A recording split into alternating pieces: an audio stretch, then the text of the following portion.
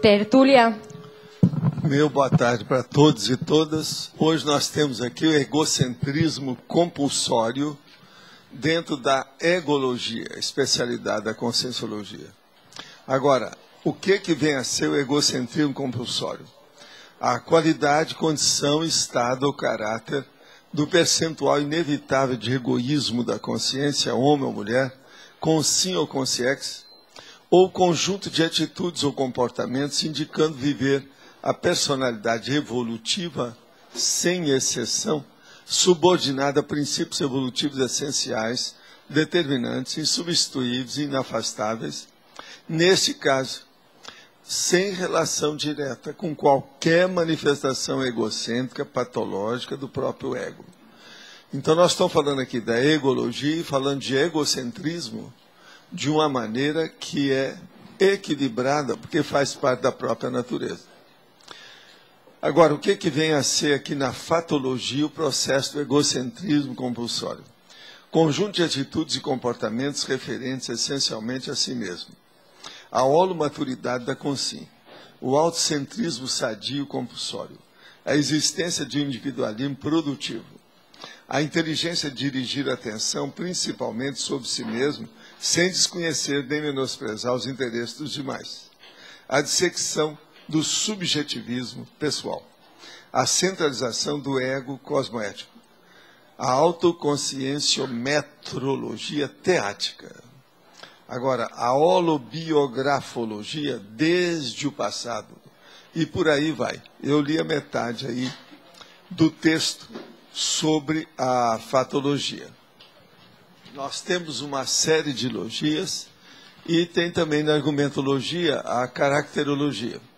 Sob a ótica, então, do ego, eis, por exemplo, na ordem alfabética, 15 condições relevantes nas quais o egocentrismo compulsório manifesta-se claramente dentro do mecanismo da autoevolução consciencial em desafios lógicos para a consciência lúcida. É só ler isso aqui que a pessoa vai ver o que é que nós queremos dizer do ponto de vista prático. São 15 itens específicos e escolhidos, seletivos. Até o momento evolutivo, o egocentrismo compulsório ainda se insere entre as noções mais sutis da autoconsciencialidade, sendo abordado tão somente pelas consciências mais pensadoras. Pensadoras, no caso, são aquelas que aprofundam o processo da reflexão, que pensam a respeito da sua evolução e do que fazem. Você já identificou o egocentrismo compulsório na vida dia a dia teática? Ou somente compreende o egocentrismo adulto, patológico, rebarbativo, óbvio? De modo que é um assunto que eu acho que não é muito focado, mas que nós precisamos de falar e fazer algum estudo mais circunstanciado por aqui. Agora, uma pergunta. Você costuma recomendar para as pessoas não irem a São Paulo por causa da poluição, mas a cidade proporciona ótimas oportunidades de aprendizado e pesquisa e possui um holopensene focado no trabalho e na dedicação. Eu também acho. Agora, tem um lugar melhor. O nome que eu chamo é Baratrosfera. É muito bom você ir, porque você pode ajudar muita gente lá. Atualmente moro no Distrito Federal, que tem a melhor renda per capita e oferece uma das melhores qualidades de vida do país. Mas, em compensação, o holopensene é focado no poder, na corrupção e na lei do menor esforço, de pleno acordo. Quais as duas cidades seria mais propícia para acelerar a nossa evolução? Nenhuma, nem outra. Por isso que a gente veio para Foz do Iguaçu. O ideal hoje, isso é internacional, a melhor tipo de cidade para se viver é uma cidade média, e não uma metrópole. Na escolha do local onde morar, qual critério levar mais em conta? O intrafísico ou o extrafísico? Ambos, que depende da pessoa. Ela tem que escolher as coisas e pensar muito de acordo com a necessidade dela. Uma pessoa, por exemplo, se ela tem um grupo karma dentro da família nuclear extenso, ela tem que pensar bem quais são as responsabilidades maiores que ela tem de dependente dentro da família. Isso aí pode influir na questão do local, quanto tempo ela deve ficar lá ou não, enfim. Aí é cada caso examinar. Mas agora, o processo da cidade média é uma solução inteligente hoje na vida humana. O melhor tipo de cidade é essa. Eu quero dizer também, eu não sei se você chegou a ouvir eu falar aqui, que eu estive no México há muito tempo, na década de 60, 70. Fui lá umas 2 vezes para fazer pesquisa e, inclusive, dei curso, aula, etc. Mas depois eu falei assim, eu não venho mais aqui. Quem quiser pode me procurar. Porque, senão, eu não estaria vivo se permanecesse lá. Nessa minha idade, eu não teria chegado aqui. Hoje em dia, eu vou examinar meus pulmões, está tudo mais ou menos aberto, dentro da minha idade, 76 anos. Agora, veja, o que adianta uma pessoa que evitou tudo quanto foi tóxico, de fumar, de beber, de comer, e ficar num lugar desse? Não adiantou nada, eu seria incoerente comigo mesmo se ficasse nisso. Quero dizer também o seguinte, na década de 60 me convidaram para ser um diretor de uma grande empresa no Brasil. Eu seria um dos diretores, lá tem muitos diretores até hoje. Eu recusei, não quis porque eu teria que morar em São Paulo. Outra coisa, eu teve um período que eu tinha casa em São Paulo. Eu ia lá quase toda semana, ia e voltava. Casa no Rio e casa em São Paulo, para fazer pesquisa. Agora chegou um ponto que eu cortei, nunca mais apareci lá. A última vez que eu desci lá foi que eu falei aqui. Eu desci com a máscara entre o aeroporto e outro. E todo mundo olhando para mim. Eu falei assim, não chega perto que é contagioso. Para me deixar em paz. E outra coisa, é muito engraçado em São Paulo, se você põe uma máscara, todo mundo fica de olho em você.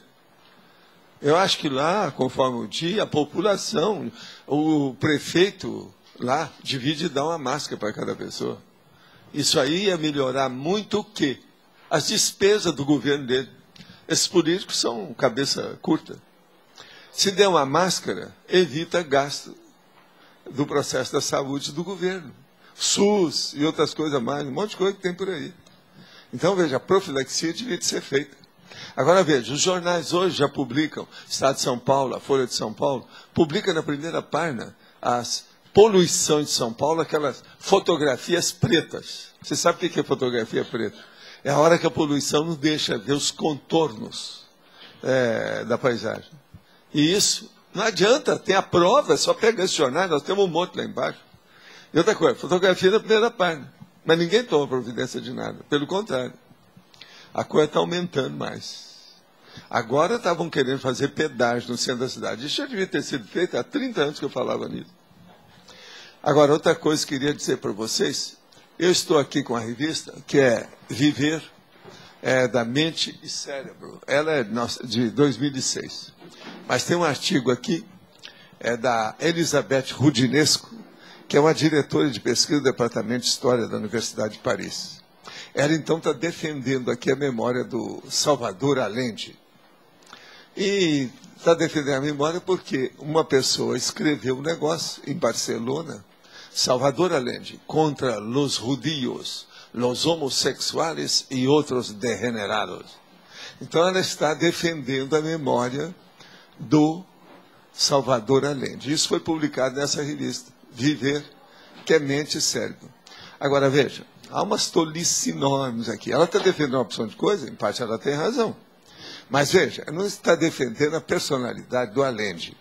Como é que você vai defender a Allende? A Allende, ela mesma está citando aqui, 2 figuras mais populares ao lado de Che Guevara, do antifascismo latino-americano. Sim, mas veja, todos os 2 eram médicos e todos os 2 foram suicidas. Que droga é essa dessa pessoa que começa... A medicina foi feita para dar a vida para os outros. Agora ele dá um mau exemplo de suicidar. Agora, Salvador Allende suicidou dentro do palácio. Isso é orgulho. Ele não quis se render ao povo que entrou lá, que tomou conta do palácio dele. Que negócio é esse? Então, isso aqui é uma personalidade indefensável. Não interessa se é da direita, se é da esquerda, se fez isso, fez aquilo. O problema é o seguinte... Estudando o processo da consciência de Salvador Allende, dá pena, precisa pensar positivo em favor dele, ele errou totalmente. Um médico que suicida, a mesma coisa, o outro também era médico, Che Guevara, vocês sabiam? Médico. Também se suicidou fazendo revolução. Que droga é essa? Onde é que eles entenderam essa medicina deles? Estudaram aonde? Então, está defendendo isso é uma besteira enorme que está nessa reportagem, nesse artigo. Agora, outra coisa, isso aqui também é a mesma revista Viver, Mente e Cérebro, 2006, que eu estou fazendo a revisão dessas revistas, que eu recebi uma coleção de muitos números que eu não tinha.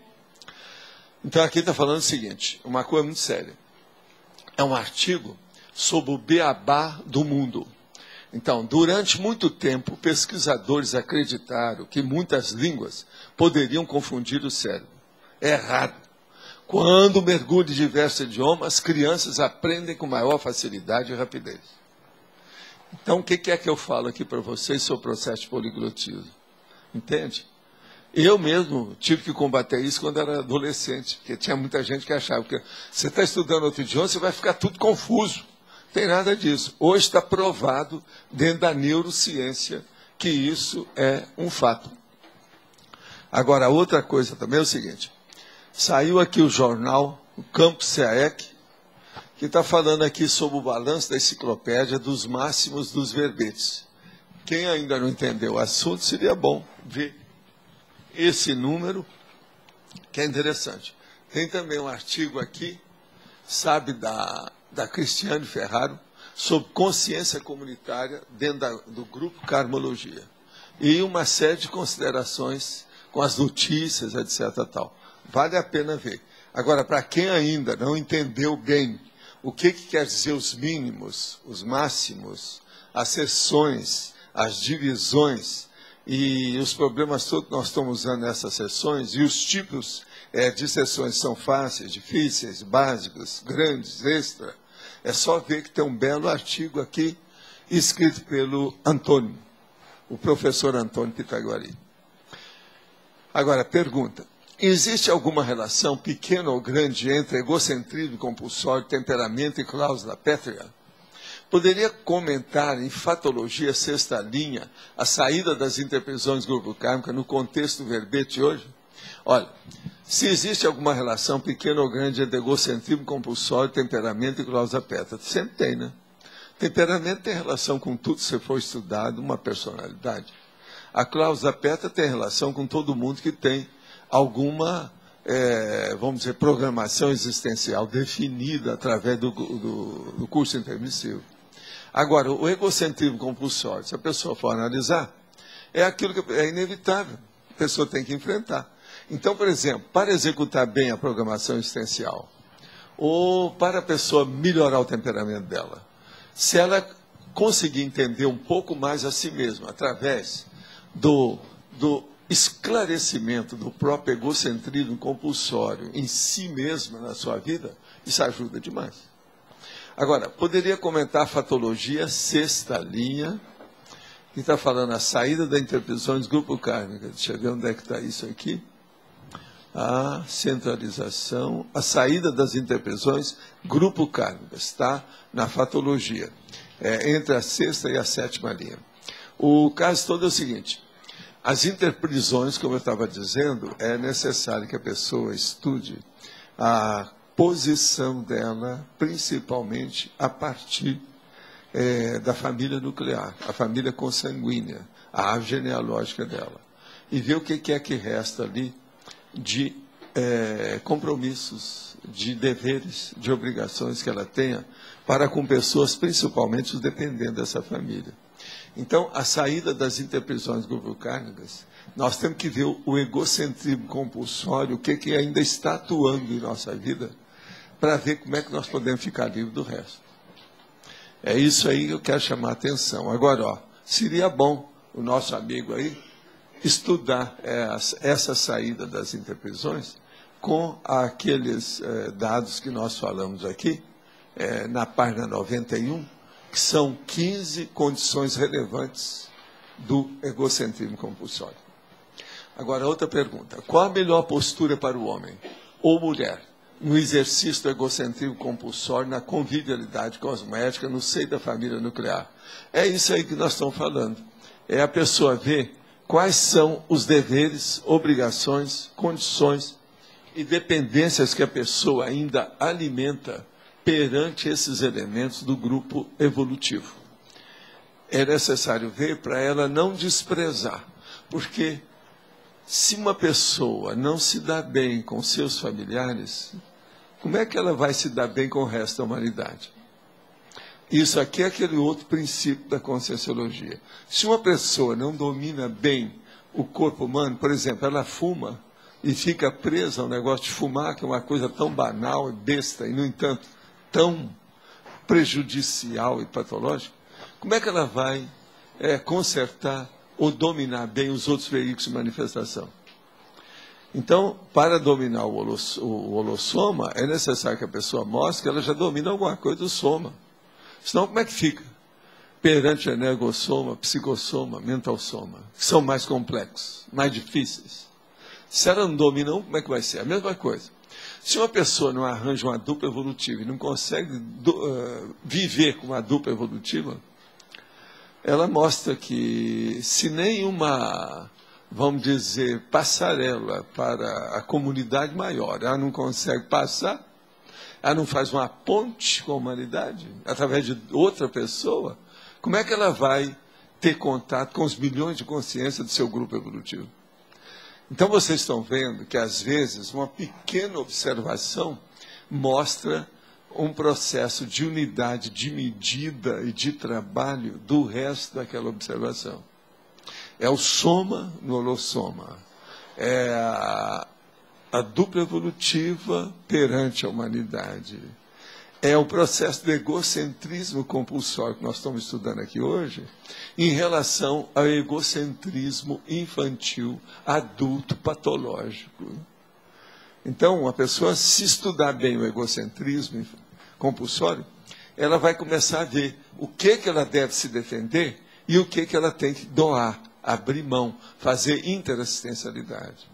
Por isso que nós estamos enfatizando esse tema dentro da egologia. Egologia é o estudo da conscienciologia, você sabe, mas radicado ao processo do egão. Que o que tem mais nessa vida aqui, nessa dimensão, são os egões e os umbigões. E a gente tem que explicitar isso. Agora, o ego, ninguém pode fugir do ego. O ego faz parte da própria pessoa. Como é que vai ser? Não tem saída para isso. Nós temos que interpretar se o nosso ego está quebrado ou se está inteiriço. Se ele é patológico ou se ele é homeostático. Agora, outra coisa.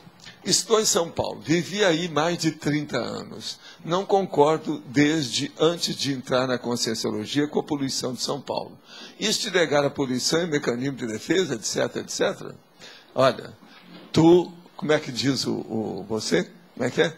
Te vira, não é isso? Pensa bem o que é que está se passando, mas é uma coisa para se pensar. Agora, adivinha quem é que fez essa pergunta? E a próxima aqui. Favor comentar na quinta linha da fatologia a centralização do ego cosmoético. Quinta linha, a centralização do ego cosmoético.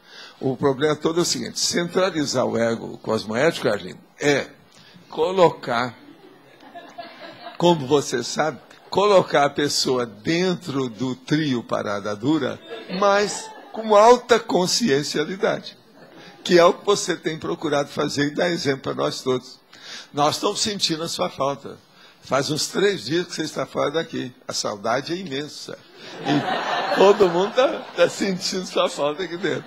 De modo que pensa bem nisso. Agora, ó, você está usando máscara? Olha bem isso aí, viu? Que eu não quero chegar aqui depois e você ficar com essa sua... Você sabe que tem um processo respiratório. Ficar aí faltando ar, como é que fica isso? Senão, nós vamos arranjar um aparelho aí de oxigênio, né? E eu vou carregar. Quando ele subir comigo aí lá de baixo, eu venho com o aparelho e você vai né? Vamos dar um jeito. Mas olha, de qualquer maneira, viva São Paulo. E dá um abraço para o meu colega aí. Por favor. Pode falar. Professor, na terceira linha de baixo para cima da fatologia, você coloca a descoberta da autovivência da interassistencialidade teática. Você poderia aprofundar mais esse conceito? A maioria das pessoas, se elas são egocêntricas, mais infantis, mesmo quando adultas, mostra que elas ainda não descobriram a interassistencialidade. Entende? Uma pessoa que é egocentrista, ou egocêntrica, ou que é egoísta, ou que exalta demais o egão, ela não tem interassistencialidade. Entende? A interassistencialidade é a ideia de você se doar. Então você se dilui dentro do processo da humanidade, fazendo assistência. Então, no caso aí, o que a gente quer significar é justamente isso. Agora, a descoberta. Pode estar certo, muita gente vai ler isso aqui e vai começar a descobrir, você está entendendo, o seu próprio egoísmo. E é isso que a gente quer. Agora, vocês já notaram que o tema central aqui é neutro, né?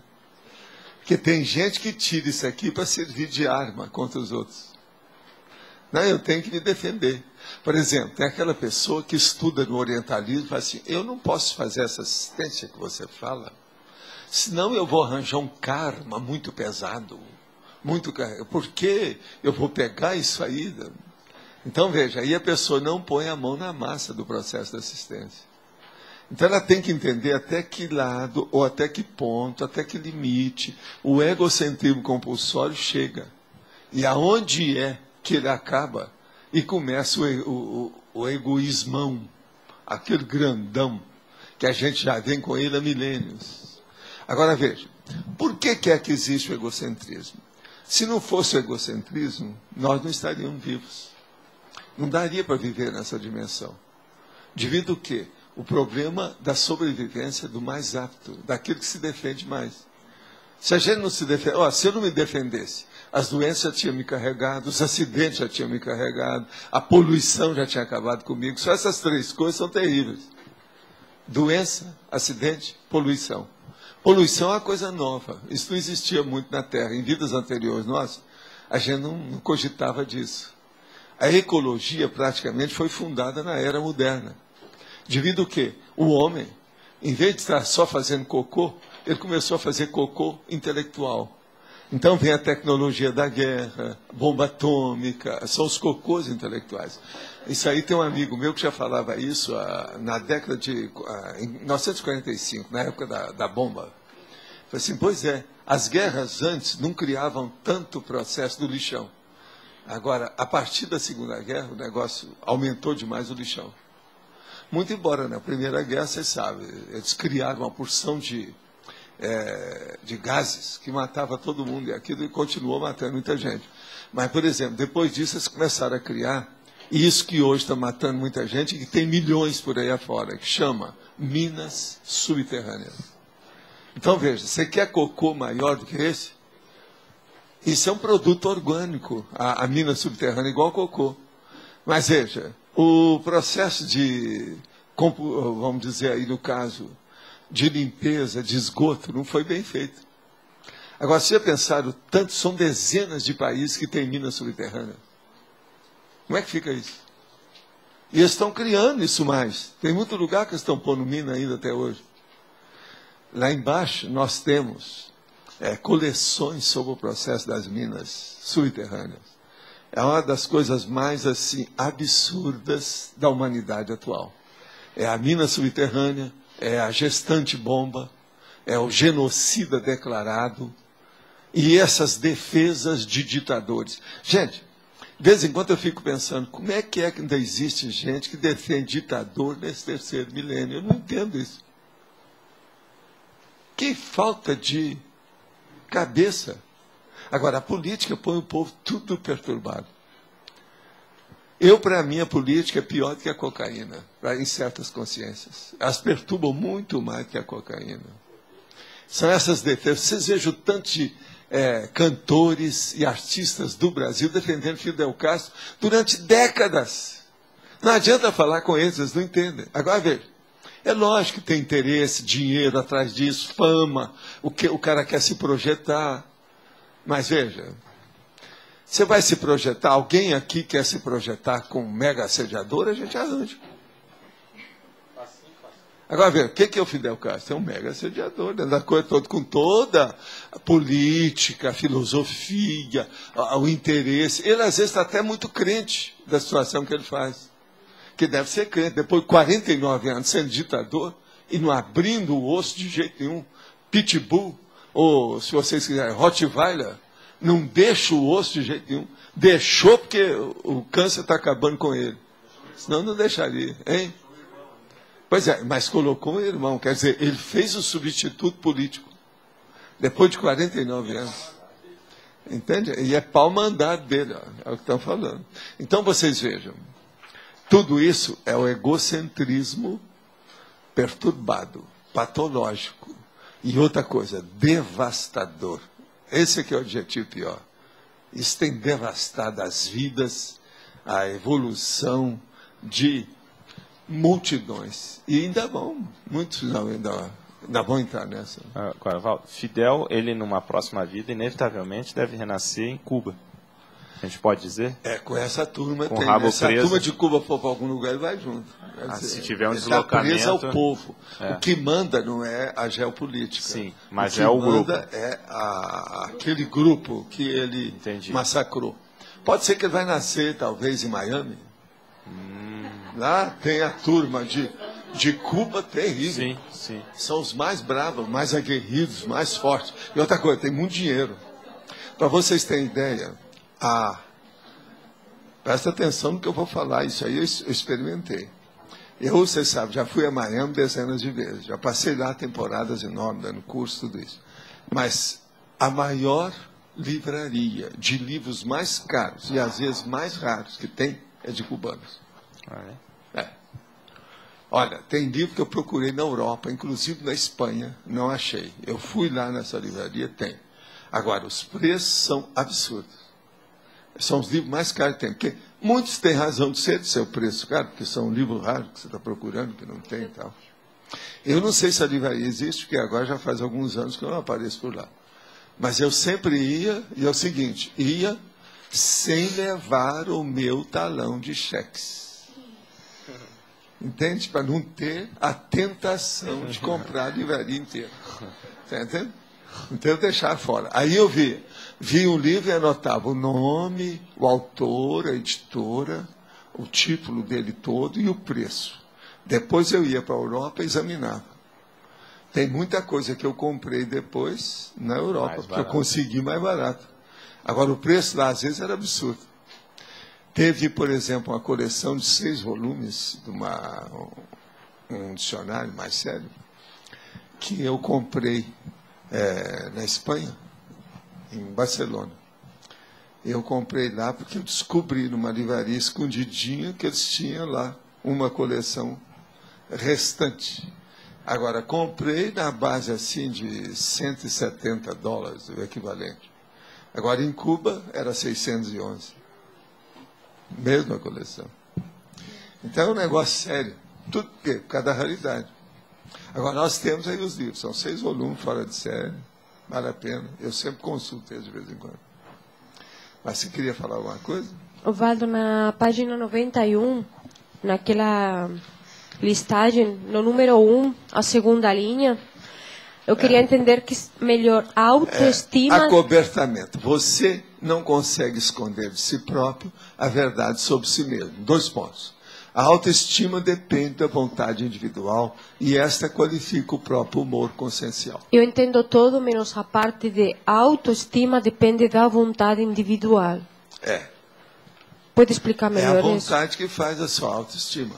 Uma pessoa que não tem autoestima é porque tem uma vontade fraca. Você não acha, não? Vontade é a maior força da pessoa. Então, é a autoestima que determina se ela é boa, se é ruim, se é alta, se é forte, se ela ajuda a consciência ou não. Agora, é justamente a vontade que qualifica o próprio humor consciencial. Uma pessoa, por exemplo, que já aparece no início da manhã de mau humor, ela tem uma vontade perturbada. Ela tem uma doença da volição. É uma patologia volitiva, é da vontade. Que a vontade dela quer permanecer daquele jeito, porque não há decreto para ela ter mau humor, ninguém quer que ela tenha mau humor. Alguém aí, por exemplo, gosta de mau humor das pessoas? Ninguém gosta disso. Se ela tem mau humor, porque a vontade dela é que gosta. Vamos dizer, ela é, antes de tudo, aquilo que eu estava falando aqui ontem. Ela é masoquista. Quem tem mau humor, antes de tudo, é masoquista. Está se sacrificando. Sim. Porque tudo é negativo em matéria de mau humor. Alguém aí quer defender o mau humor? Ô Renzo, você que vive rindo, você quer defender o mau humor? Ele que está sempre alegre, vai defender o bom, né? Você já pensou? Vamos determinar que o Renzo vai escrever sobre mau humor. Eu acho que ele saberia muito bem. Que tal um livro sobre o processo do humor, hein? A partir de você? É a sua cara, hein? A sua cara. Que é positivo? É positivo? Vocês não acham? Estão de acordo? Estão de acordo? 1, 2, 3, 4, 10. Ó, tem um monte. Já escolhemos um livro para você. Você é um autor sob encomendas. Tá certo? Estamos encomendando, né? E o título também, Riso. Riso. O riso do Renzo. Não, seria Riso do Renzo. Tá certo? Põe na capa ele rindo. Pois é, tá vendo? É isso aí. Quem é que está com o microfone? Tem alguém? Nada? Tem gente que está querendo o microfone lá no fundo. Pode falar, Silvão, Cris. essa frase que a Laura acabou de perguntar, seria aquela ideia que você fala do amor próprio da pessoa contra ela mesma? Aquela pessoa que tem um amor próprio contra si. Contra si mesmo. Mas veja, o que é o egoísmo intrincado, profundo, negativo e patológico? É a pessoa que se defende de uma maneira errada. Então ela morde na língua. Entendeu como é que é? Agora, veja, isso tudo, até um certo ponto, é um suicídio. Né? É o chamado suicídio moral. E pode a pessoa, dentro dessa condição da baixa autoestima, desenvolver, por exemplo, algum complexo de inferioridade, chegando ao ponto de ter um autoestigma, alguma coisa assim? Tem muito disso. É o que tem mais, né? Agora, o processo não é esse, não. Tem uma coisa pior. É o problema multissecular e multiexistencial. De uma vida passa para outra, para outra, para outra, e a pessoa fica assim. Aí cria problema. Agora, pode chegar a um ponto que aquilo dá um desequilíbrio mental. A pessoa fica com uma inconsciência, ou se você quiser, uma confusão mental.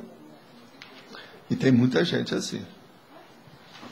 No processo das retrocognições, no futuro, nós vamos ter a medicina estudando a pessoa de uma maneira milenar. Vamos ver as suas últimas 10 vidas, como é que foram, qual a média, o que é que tem, quais os estigmas dessas vidas. Agora veja, a consciência terapia já está começando a fazer isso em certos casos. Observe. Então a gente vê, a hora que chegar uma pessoa, vamos ver, não, o seu principal processo patológico, ele é desse corpo ou das vidas anteriores? Ele é dessa genética ou da sua paragenética extensa, a holo-retrogenética? Como é que é? Estuda, a turma já está começando a estudar. Tem certos casos que às vezes as pessoas vêm me perguntar, você acha que isso que eu tenho é dessa vida ou das vidas anteriores? Quase sempre, quando a pessoa faz essa pergunta, é porque é de vidas anteriores. Isso é uma regra, vocês podem olhar por aí. Feliz ou infelizmente é a realidade. Agora, não seria só voliciopatia, né? Acho que teria outras patias. Não, mas olha, né? tudo caminha a partir da voliciopatia. Se uma vontade quer melhorar, acabou. A voliciopatia é a grande doença. Mas agora, a volição propriamente dita, entende? Ela é o cura-tudo. Ela vamos dizer assim, a terapêutica universal. Entendeu? Não há dúvida que é. É a volição. Se a vontade da pessoa melhora, tudo melhora com ela. Por exemplo, uma pessoa chegou para mim agora, recentemente, e perguntou, Valdo, você vive falando que o temperamento é a última coisa que a pessoa consegue superar. Qual é o fator que pode ajudar, ou qual que é o que entrava? Eu falei assim, é só um. É a consciência. Mas não, mas isso a gente sabe. Mas não é. É a vontade da consciência.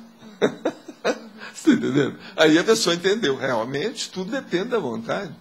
Por isso que a gente fala, a maior força da pessoa, maior, vamos dizer, fortaleza, o maior poder, o maior domínio que ela pode ter, a maior autodisposição que ela pode ter, tudo é vontade, é evolução.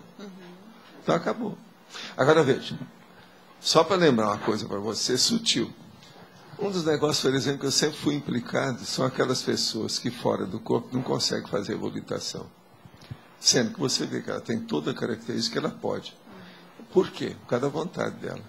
Ela não consegue volitar dentro de uma comunidade extrafísica que permite a volitação, até fácil.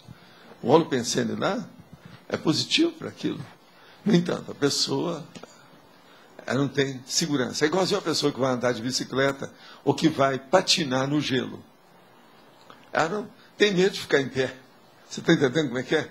Ela não segura a bicicleta em pé. Então, a ortopensenidade dela, quer dizer, a pensenidade ereta, correta, do modo de pensar, o ortopensene, ela não tem.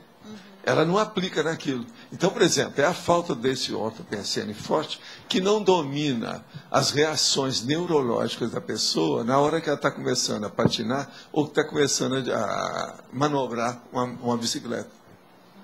Entende? Agora, tem gente que tem problema até com velocípede, você sabe, né? Coloca 2 rodas atrás, uma na frente, já tem medo de cair. Porque você sabe, com um jeito, você pode derrubar o velocípede.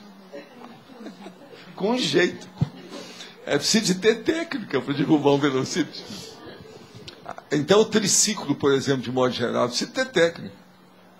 Tem um cara que andava sempre lá em Copacabana, e às vezes ele ia em Ipanema com um triciclo. Aquilo dava até problema, porque ele gostava de exibir aquelas coisas todas, colocava uma opção de luz em cima. Então, uma vez, ele parou lá para ver um amigo, cumprimentar um amigo, eu estava perto, junto com esse amigo. Então, o amigo virou para ele assim, você não tem medo de cair aí desse triciclo, não? Eu falei assim, olha, não brinca, não, conforme a curva, derruba a gente, eu já caí. Isso é o homem que estava lá exibindo o triciclo. Um bico do triciclo, verdadeiro carro. Você está entendendo? Grandão. Agora, não é sidecar, não. Ele tinha um triciclo. Sidecar é uma coisa. Sidecar, você sabe, é como se fosse uma motocicleta que tem uma espécie de gôndola que a pessoa vai lá dentro, que é o chefe, quase sempre um oficial maior do que aquele que está dirigindo. Então, isso é o sidecar. Esse outro, não, é um triciclo. São 2 rodas atrás e uma na frente, como se fosse um automovinho de 3 rodas. Você quer falar?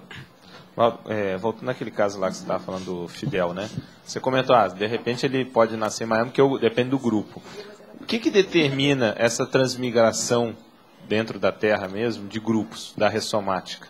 Por exemplo, possivelmente você já comentou também, desculpe, mas lá em Minas Gerais, que tinha muita gente da Europa, né, da França, aquela coisa toda. O que determina essa transmigração? Uma coisa boa é você ver, por exemplo, a turma da África, que está tudo renascido em Salvador. Você está entendendo? Por aí você vai ver. Você comentou outro dia. Que determina quase sempre a escravatura de alguma coisa. A escravatura, no caso, aí no caso da Bahia, mas o nome, de modo geral, não é esse.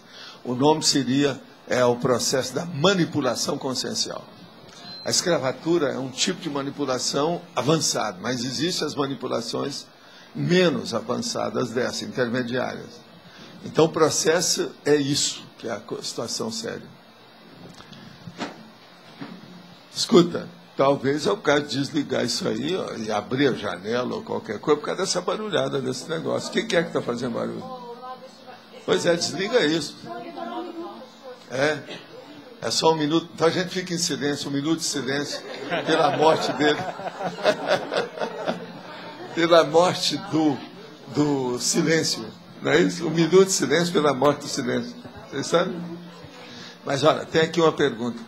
Uma pessoa de bom humor pode ter expressão, na maioria do tempo, séria?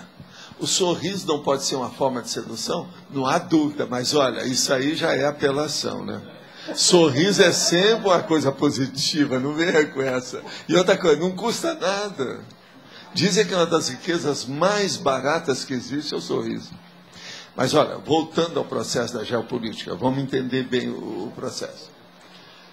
Nós, por exemplo, aqui, muita gente aqui viveu na Europa.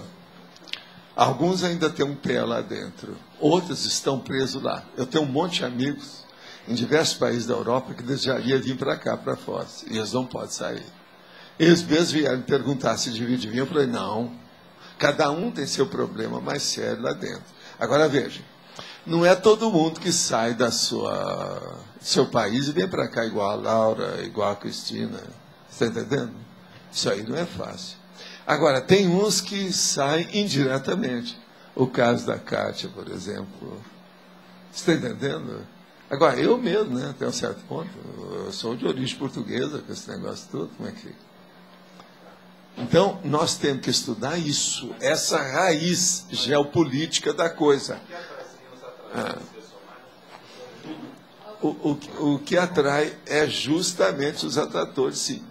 É somático. Agora, principalmente, os problemas da interpressão grupo kármica. Né? Então, mas a minha questão é... O que predomina? Qual foi o primeiro fator que deslocou e aí atraiu o resto? Quase sempre a necessidade da pessoa executar alguma coisa, seja para uma coisa nova, ou seja, dar um reequilíbrio daquilo que ficou errado. Então, esse processo do reequilíbrio é o processo da recuperação ou do reajuste. Esse reajuste, muita gente às vezes consegue o reajuste numa vida só, outros ficam presos. Agora, outra coisa, na geopolítica, uma coisa que você podia falar e estudar com a turma é o processo da dromomania. A dromomania, até um certo ponto, ela é positiva, vocês sabem disso. E eu vivo dizendo aí que dentro da conscienciologia, todo mundo é dromomaníaco, antes de mais nada. Itinerância. A itinerância, por exemplo, didática, pedagógica do próprio Instituto, mostra o processo da dromomania. E outra coisa, ela é bem assistida.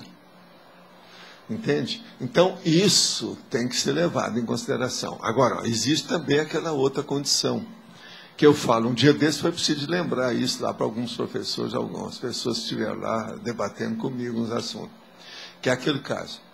No Instituto, desde o início, eu falava, quando uma pessoa é de outra cidade, ela veio para o Rio de Janeiro, está trabalhando conosco, quer ser professora e vai ser itinerante, seja homem ou seja mulher, jamais, olha a palavra que eu usava, jamais ela deve ir para Penates, ou seja, para a terra dela, de onde ela saiu.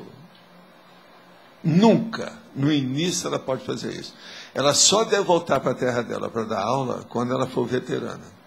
Porque senão, ela dá com os burros na água na maior parte do tempo. Primeira coisa, ela quer mostrar que ela é vitoriosa, que ela veio por cima, e ela começa a descascar aqueles que vão encontrar com ela. Agora, veja, eu vi isso logo no início. Tentei cercear o processo, não adiantou. Enquanto aquilo não quebrou a cara de umas 3 pessoas, a turma não reconheceu. Aí nós arranjamos precedentes, a jurisprudência. A gente mostrou, todo mundo, ninguém mais brigou com isso. Então você veja como é o processo da geopolítica. Mesmo a pessoa que saiu do local, ela melhorou. Na hora que ela volta, que é a volta a Penates, a hora que ela volta às suas origens, ela às vezes ainda não está dominando o processo muito bem.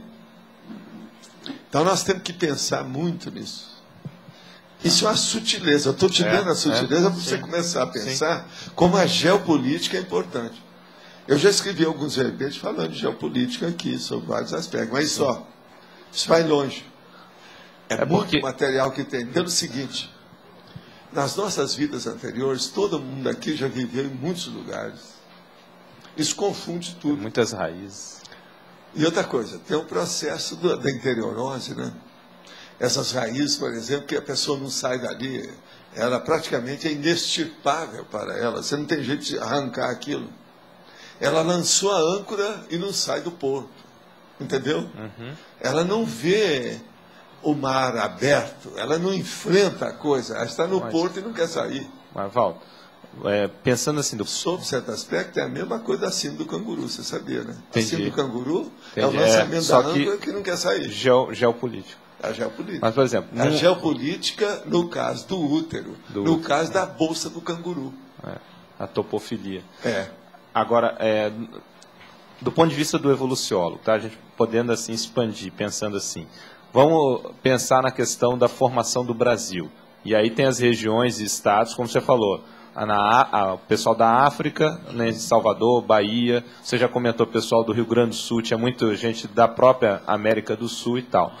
Quais são os critérios que os evoluciólogos, ou se é numa instância maior, tudo assim estabelecem que possa acabar com para isso? O temperamento nacionaleiro.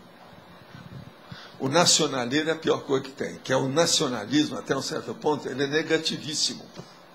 E isso aí é que pondera mais nas coisas.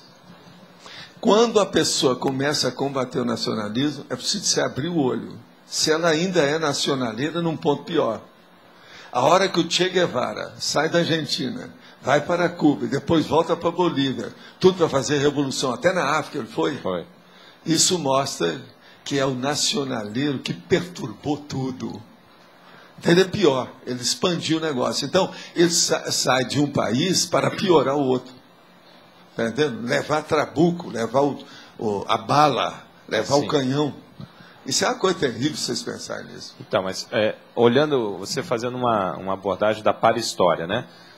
O Brasil foi colonizado, a mola propulsora foi econômica. A América toda foi colonizada. Então, aí lá tiveram momentos dessa colonização. Por exemplo, num determinado momento vieram os italianos, os japoneses e tal. Não, mas como é que norte, é o dedo... até os holandeses apareceram. Então, mas como é que é o dedo do evoluciólogo?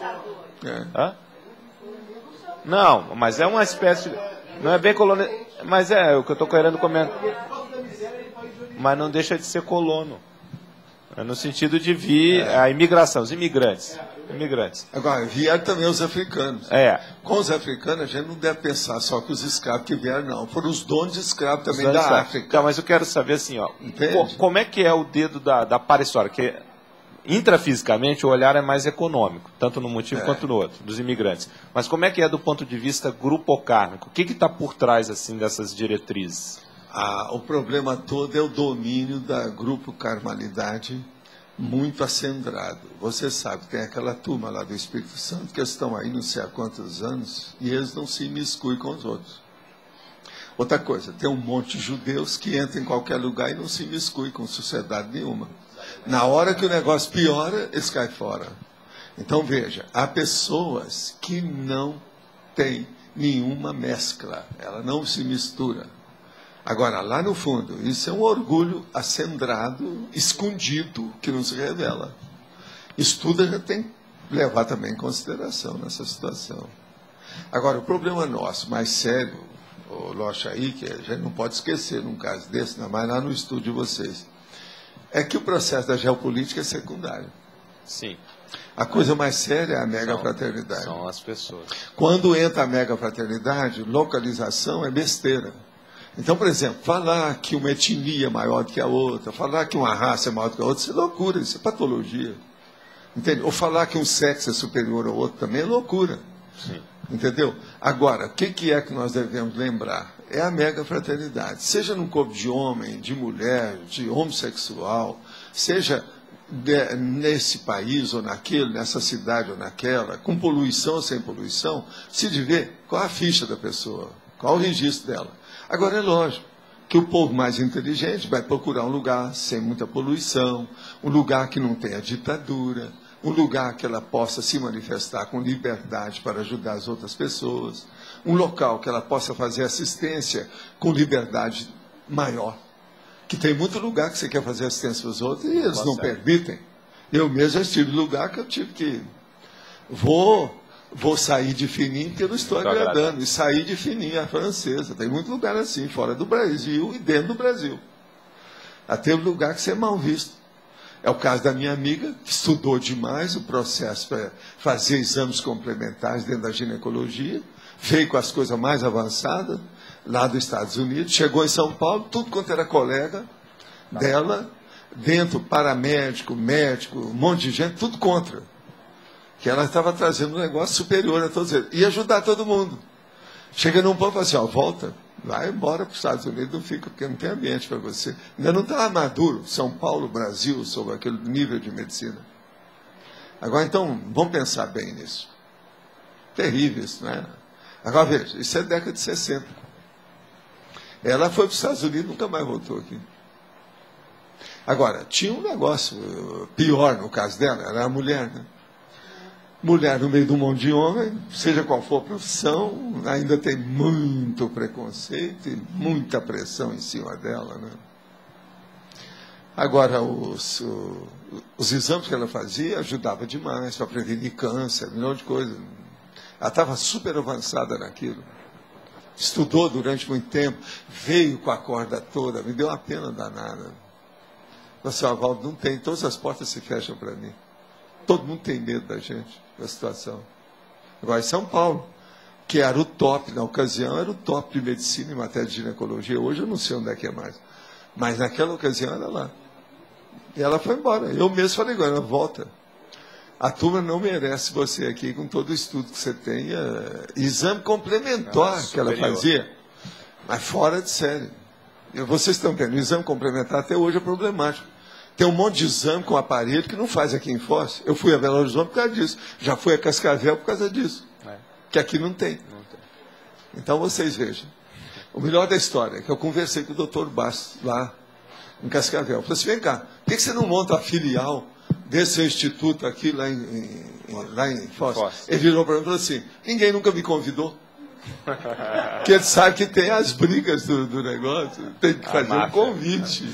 Então a máfia de branco está por trás de tudo isso, violenta. A geopolítica. E outra coisa, no próprio Cascavel, depois vim falar que lá tem uma máfia de branco. Tem 2 partidos de medicina lá, sério. O negócio é sério. Então você está entendendo? Não, eu acho fascinante. Outra coisa, eu quero lembrar para você. Na minha terra, na infância, havia aquele processo da UDN e do PSD, que eram os 2 maiores partidos do Brasil. Às vezes tinha a rua, na minha cidade, uma avenida, ou a rua, que de um lado era do UDN, do outro lado era do PSD. A própria rua.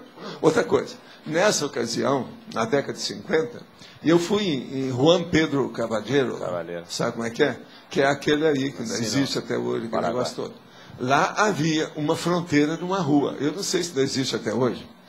De um lado era um país, do outro lado era outro. Ainda existe lá? Vocês estiveram lá recentemente? Tem outra cidade também que tem isso. Pois é, agora veja, ali criava problema. Mais do que o DN, o PSD e Monte Carmelo. Está entendendo? Agora, são coisas que a gente vai aprendendo. Então, veja, geopolítica dentro da própria cidade, dentro do próprio bairro. É uma coisa séria isso. Interessante mesmo. Agora, tudo isso eu já vi, né? Não é fácil. Então, veja, são pessoas que o egocentrismo ainda não é só o compulsório. Tem uma coisa muito pior, que é o patológico. Mas eu fico pensando assim, Valdo, as diretrizes que estabeleceram, por exemplo, de maior concentração de portugueses no Rio de Janeiro, italianos em São Paulo. Quer dizer, como é que foi a administração evolutiva disso tudo? Né? Aqui, por exemplo, alemães para o sul. Pois é, tudo tem um processo geopolítico aí na história. É onde se instalaram. Por exemplo, o Rio de Janeiro tem os portugueses devido à capital federal, né? Durante muitos anos. Isso, numa visão da história. Isso tudo veio do Império. O processo todo é esse. São Paulo foi por causa da imigração, né? Então, mas isso é uma visão intrafísica, né? Aquele negócio todo, tem muita gente italiana. Na visão Agora, tem lugar problemático. Você quer ver um deles? Buenos Aires. Buenos Aires está cheio de gente da Itália. E está cheio de gente também da Inglaterra. Sim. E eles brigam. Já tiveram até guerra. É muito estranho você pensar nisso tudo. E lá tem isso. É só ir lá para ver. O processo portenho é fascinante. O estudo sociológico. Portenho. Da cidade. Interessante que... Puerto-narense, como eles chamam lá. Buenoarense. Isso reflete um pouco até nos times de futebol, né? Você vê nitidamente. Também, você vê direitinho. O processo italiano, né? Tem os times com nome em inglês. No sul você tem lá o Inter e Grêmio. Isso existe. Agora, outra pergunta aqui. Falando dos seguidores ou admiradores de Fidel Castro e do Che Guevara, é possível que o conhecimento e vivência do paradigma consciencial, mais especificamente a multidimensionalidade e a multiexistencialidade, possam contribuir às consciências a perceber, dentre outras coisas, o valor da vida, da interdependência e se afastar dessas linhas belicistas? Olha, eu acho que é uma saída. Agora, o problema é que quando essas pessoas são muito fanáticas, dentro do processo político, elas bloqueiam tudo, elas ficam como se fossem blindadas em matéria de ideia. Como diziam lá em Minas Gerais, a pessoa não tem um cérebro, massa cinzenta na caixa craniana, ela tem um granito. Então isso é problemático, ela não permite que entre nada de ideia nova. É o processo do apriorismo, da interiorose e do conservadorismo muito grande. Então, aqui, não há dúvida que isso tudo melhora. Agora, o ideal é mexer com essa pessoa quando ela permite, através da energia, e começar a mexer com a energia do energossoma dela, quando ela permite. Então, a gente mostrar aquelas experiências que eu faço. Põe o dedo aqui que eu vou pôr o dedo em você. Olha bem o que eu vou fazer no seu cardio chakra. Não precisa nem de encostar na pessoa, só chegar perto. Fazer um arco voltaico nela. Até que uma hora ela vai sentir energia. Por quê? Chega num certo ponto que você tira os bloqueios daquela energia carregada com ela, que está blindando e bloqueando tudo. Ela desencapsula, quer dizer, ela sai da cápsula. Na hora que acontece a situação dessa, ela vai ver que tem mais alguma coisa que já não é mais sugestão, nem hipnose, que não é emoção, que não é fantasia. Mas isso demora um pouco. Mas a gente tem que insistir. Vamos em frente.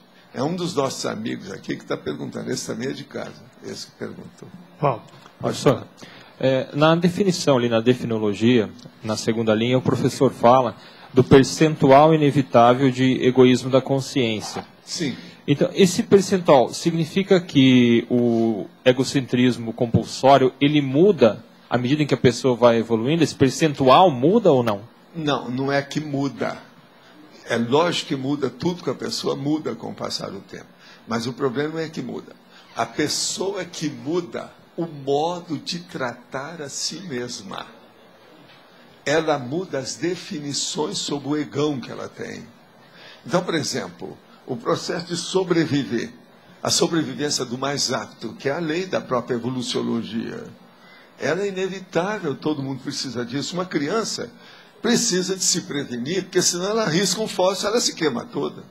Ela tem que saber que a hora que tem um fogo ali, aquilo queima. Seja o dedão dela, seja o nariz dela, a língua dela, aquilo queima. Entendi. Então, essa é a sobrevivência do mais apto. E isso é um processo egóico também, de egocentrismo infantil, mas é positivo. Por isso que eu falo, por exemplo, o egocentrismo infantil, em muitos casos, é positivo. Agora, o egocentrismo infantil, quando ele remanesce, ele permanece, ele segue com a pessoa adulta, aí já é patológico. Agora, na definição, até lá no final, o professor coloca, né, que seria quando sem relação direta com qualquer manifestação egocêntrica patológica do próprio ego. Então, para entender melhor a primeira pergunta lá do percentual, se a gente olhar na escala evolutiva, esse percentual ele mudaria à medida que a gente for analisar as personalidades? Já mudou, porque, por exemplo, a hora que você chega ali, teleguiado autocrítico, ele não pensa mais no egão dele. Ele está só pensando nos assistidos, que ele tem que se dissolver para nesses assistidos. Ele tem que se doar nesses assistidos. Ele tem que se diluir. Todo o interesse dele em favor dos outros. Então teria um momento que agora, ele... a TENEPS é baseada nisso. Uma pessoa só evolui na TENEPS se ela conseguir começar a se desmembrar, a se diluir, a se dissolver na humanidade. Um egocídio cosmoético, né? Dissolver-se na humanidade. Sim.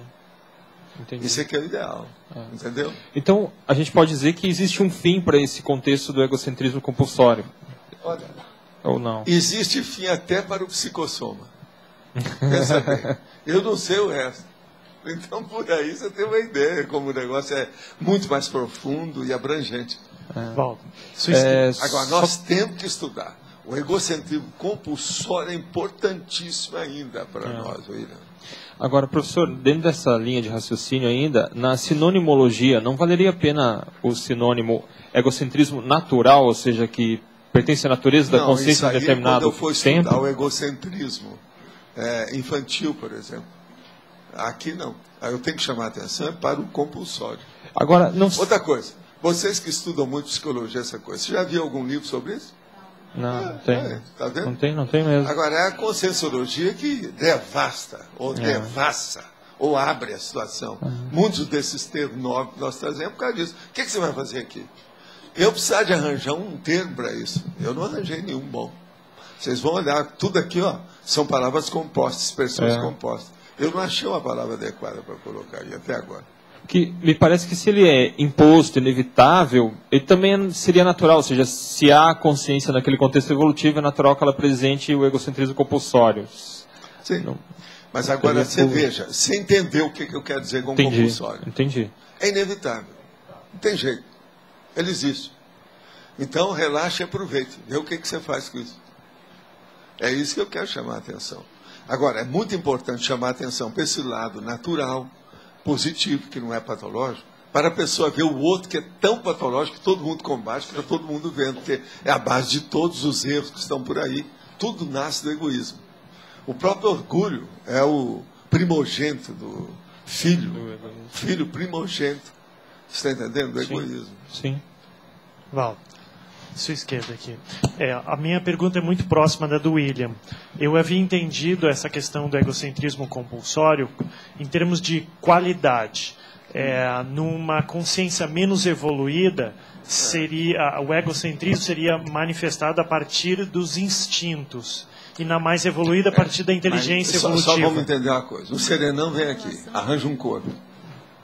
Ele não vai ter que se defender de uma opção de corpo para poder sobreviver aqui? Olha o egocentrismo compulsório.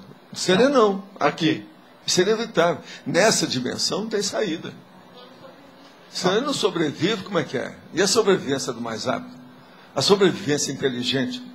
Porque tem pessoa que tem uma sobrevivência ignorante. Ela morre logo. Uma pessoa, por exemplo, começa a fumar, que usa cocaína. Ela mostra que ela não tem nenhuma noção de sobrevivência. Ela não liga para o próprio corpo. O que eu havia entendido era isso, a menos evoluída seria mais baseada do instinto. E a mais Sempre evoluída tem mais instinto aquela que é menos evoluída. Você não está errado, está tudo certo. Mas isso aí convive com a mesma ideia que nós estamos dando. Tudo é a mesma situação. Então, a minha dúvida maior é em relação... O William perguntou de percentual, mas a minha pergunta é de quantidade. No meu entender, a quantidade de egocentrismo compulsório é a mesma. O que é que eu falei? A hora que uma pessoa começa a praticar a TENEPS, ela se dilui dentro do processo. Ela começa a ver. Tudo isso aí fica secundário. Vai chegar um ponto que a consciência não quer nem saber da palavra egoísmo, ou ego, ou egocentrismo. Ela quer riscar isso tudo do mapa. Então, com isso, ela vai diminuir tudo, é lógico. Inevitavelmente. Ela vai começar a pensar em altruísmo, em megafraternidade, em universalismo, holofilosofia, e aqui vem para-direito, cosmoética. Vamos estudar cosmoeticologia.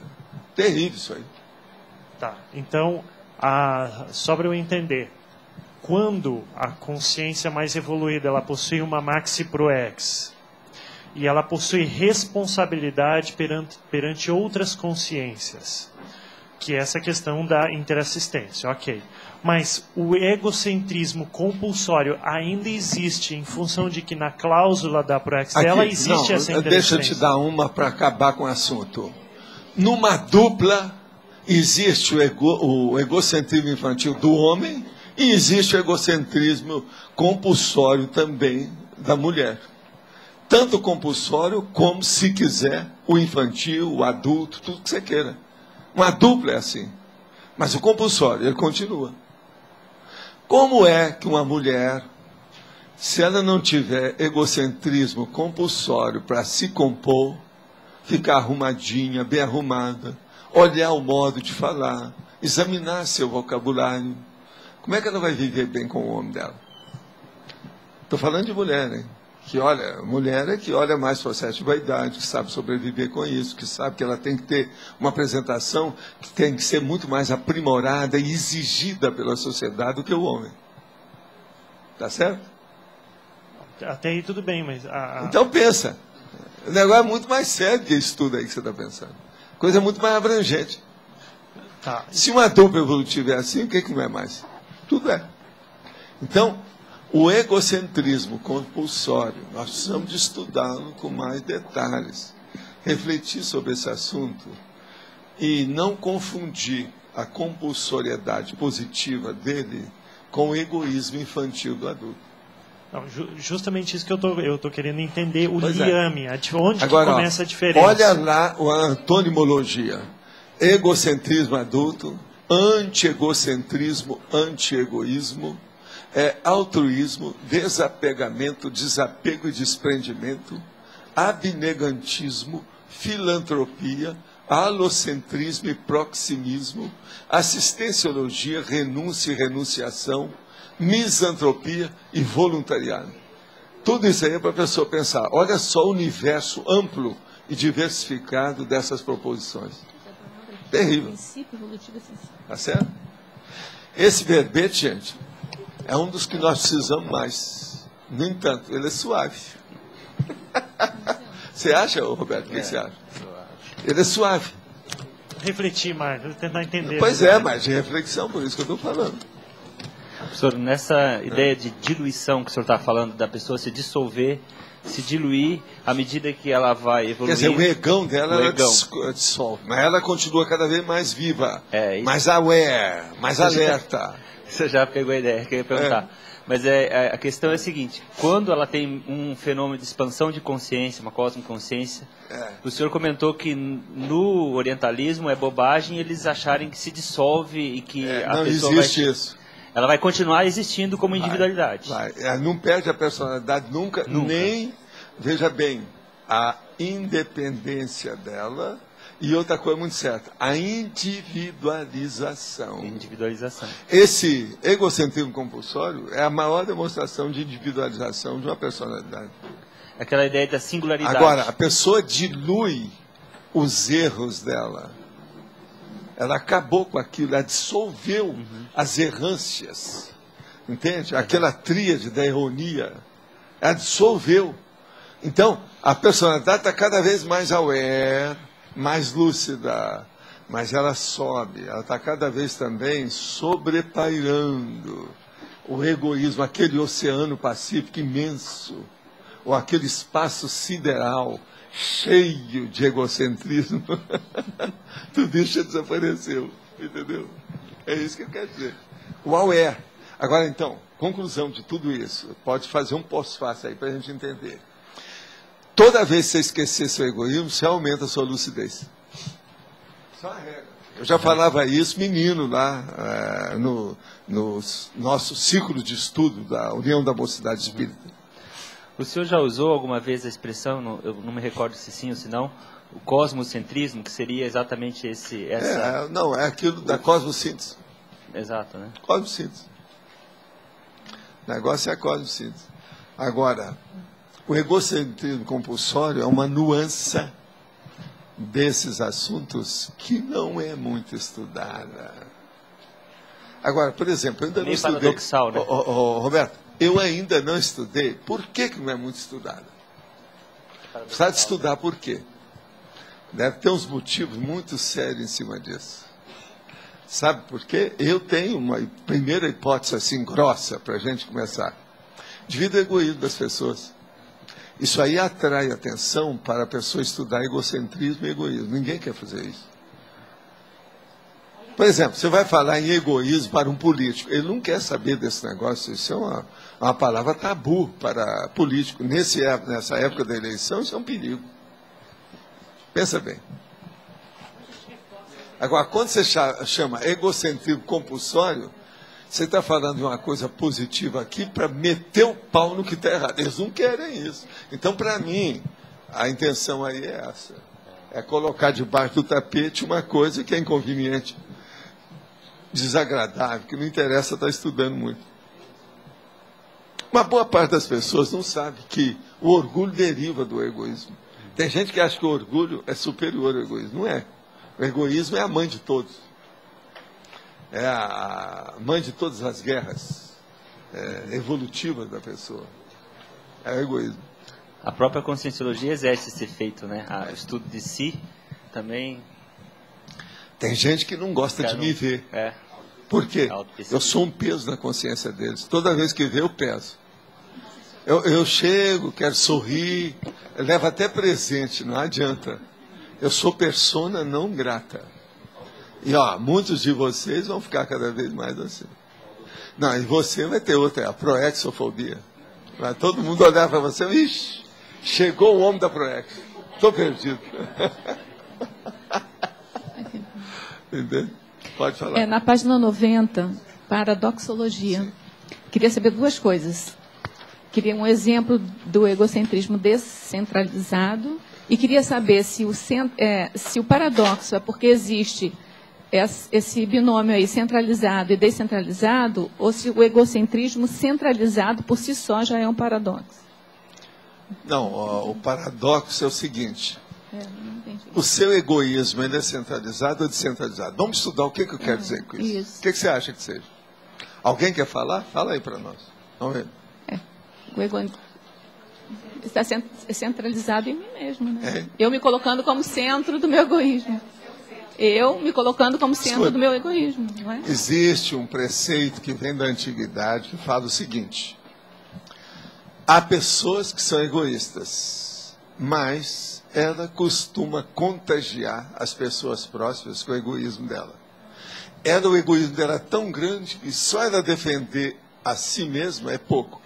Então ela começa a defender os outros. Então, por exemplo, uma mãe que é super protetora.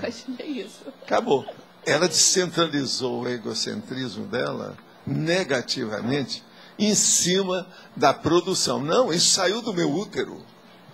Isso é uma continuação. Isso é um corpo que eu estou deixando funcionar fora de mim. Você está entendendo como é que é? E acabou. Quem manda nesse motor, que é a consciência que está aí fora, sou eu. Eu criei esse corpo. Essa consciência não se manifestaria sem mim. Então, veja, isso é uma mãe superprotetora. No entanto, a mãe é considerada a rainha de todas as afeições interfamiliares, etc. E tem aquela baboseira toda, a platitude e a pieguice natural do processo da maternidade, da maternagem excessiva, burra. Mas nós precisamos da maternidade. Ninguém pode viver sem isso.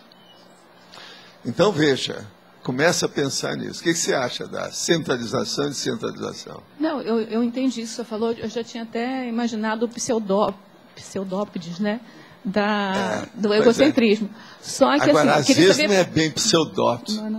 Não. Às vezes é estilhaço. Em vez de pseudópodes, coloca a palavra estilhaço. O que vocês acham? Ele é mais adequado, Nara? É mais testemunhável. Mas assim, eu queria... Dentro da sociologia... Então o paradoxo é porque você convive com esses dois, o centralizado e o descentralizado, é isso? E outra coisa, você sofre ou você comanda? Você é líder ou é liderado dentro do processo? Esse é que é o paradoxo. Isso que eu queria Agora, saber, eu respondo isso aí para você. Você é as duas coisas. Por isso Se que é o você não paradoxo, tiver cuidado, né? você é as duas coisas. Tá, então por isso que é o paradoxo. A maioria, por isso que é o paradoxo. Agora, por exemplo, a pessoa chegar e ser as duas coisas, está danado, tá? Então, com o inferior, ela manda. Com o superior, ela obedece. Obedece, entendi. É isso que é. Manda quem pode, obedece quem tem juízo. Isso não é o preceito de Brasília, que é uma loucura, né? De ditadura. Não tem democracia nisso aí. Agora, aqui tem outras perguntas. Gostaria de partilhar a minha experiência dessa semana aqui na clínica. Fiz 8 grupos terapêuticos e de psicoeducação com os pacientes internos e de clínica dia. Só utilizei temática da conscienciologia. Por exemplo, síndrome de satélite, amor deslocado, acabativa e murismo. O impacto é muito grande. Eles esperando meus grupos para ouvir essas ideias. O que está acontecendo, em sua opinião? E em que posso melhorar as temáticas? Olha, a melhor coisa que você faz, isso aqui é um amigo meu que cuida principalmente de clínica com toxicômanos e outras coisas mais. A primeira coisa que você deve fazer é o seguinte: procurar especificar cada vez mais as temáticas de acordo com o perfil do necessitado. E na hora que você está mexendo com grupos, ter muito cuidado com isso. Porque não existe grupos homogêneos dentro da patologia aí. Sempre tem um grupo heterogêneo. Então, arranjar uma temática que sirva para todos é muito difícil. De modo que procure fazer cada coisa específica de acordo com a pessoa. E outra coisa, não queira dar uma marretada em todo mundo, que isso não resolve nada. Tem que esclarecer com calma e ver especificamente cada caso de per si. Agora, não há dúvida que tem certos assuntos iguais a esse que você está falando aqui, que você pode usar de modo geral para ver o que é que tem para ser estudado. Isso ajuda. Mas agora, não pode pegar e colocar esses temas como fosse um tacape para bater na cabeça de todo mundo. Tem que ponderar isso aí com calma. Agora, ó, você já tem muita experiência disso, são muitos anos trabalhando, você sabe. Agora, ó, seria bom você ver com calma todos os temas que nós já trouxemos para a tertúlia. Nós já estamos, ó, no dia de hoje, 943 temas. E eles não são iguais. Tem muitos parecidos, mas são diferentes. Então você tem aí, com calma, pelo menos você pode atender 900 companheiros com esses temas. Vale a pena pensar. E outra coisa, geralmente essas pessoas lá são muito inteligentes. A coisa mais séria é isso. Não pode menosprezar ou minimizar a inteligência dos outros, num caso desse. Porque só porque uma pessoa está em tratamento, ou está no assíduo de abstinência, ou alguma coisa nesse sentido, não quer dizer nada. Às vezes, o próprio tóxico estimula temporariamente a agudez, a acuidade da pessoa. De modo que pense nisso. Ó, tem um dos nossos amigos aqui. Já conversei com stalinistas, fidelistas e até hitleristas. Todos negam as matanças e o holocausto. E essa gente acredita nisso. Poderia analisar isso dentro do egocentrismo compulsório, por favor? Olha, isso não tem nada. Aí não é egocentrismo compulsório. Na minha terra o nome disso é outro nome. Chama amaurose. Amaurose quer dizer uma cegueira dentro do processo emocional. Então, essa pessoa sofre dentro da psicossomatologia, ou seja, da psicossomapatia da situação dela. Então, ela tem doença das emoções com o processo todo. E, geralmente, é um processo derivado da política. Então, é um processo também sociológico lá dentro dela. Então, a gente tem que estudar por aí. A análise é por aí. Existir no seio do cosmos não é necessariamente sinônimo de egocentrismo compulsório? Sim, até um certo ponto. E, paradoxalmente, quanto mais a consciência evolui e se torna mais cosmoética, ela também não se torna mais egocêntrica compulsoriamente, devido à personalíssima realidade íntima de si mesma? Sim, mas ela jamais vai ofender os outros com o ego dela. Ela vai ajudar cada vez mais, é aquilo que eu falei. Ela vai dissolver o próprio ego para ajudar os outros. Então, isso, cosmoeticamente, só pode ajudar a pessoa. Agora, que ela vai conhecer cada vez mais a si mesma, não há dúvida. Pelo seguinte, personalidade. Vamos estudar só isso. Quanto mais evoluída ela seja, mais entendimento de si mesma ela tem. Então, mais personalismo ela é. Ou ela vive, ou ela exemplifica. Agora, é um personalismo, como eu estava falando, diluído. É a mega fraternidade. Então, muda tudo isso aí, o conceito. Agora, o que se passa? Existe aquele princípio. O que é que você quer? Eu perguntava isso no início dos nossos trabalhos no Instituto, e muita gente respondia errado. Então eu perguntava assim, o que você quer ser? Um burro super feliz ou um sábio infeliz?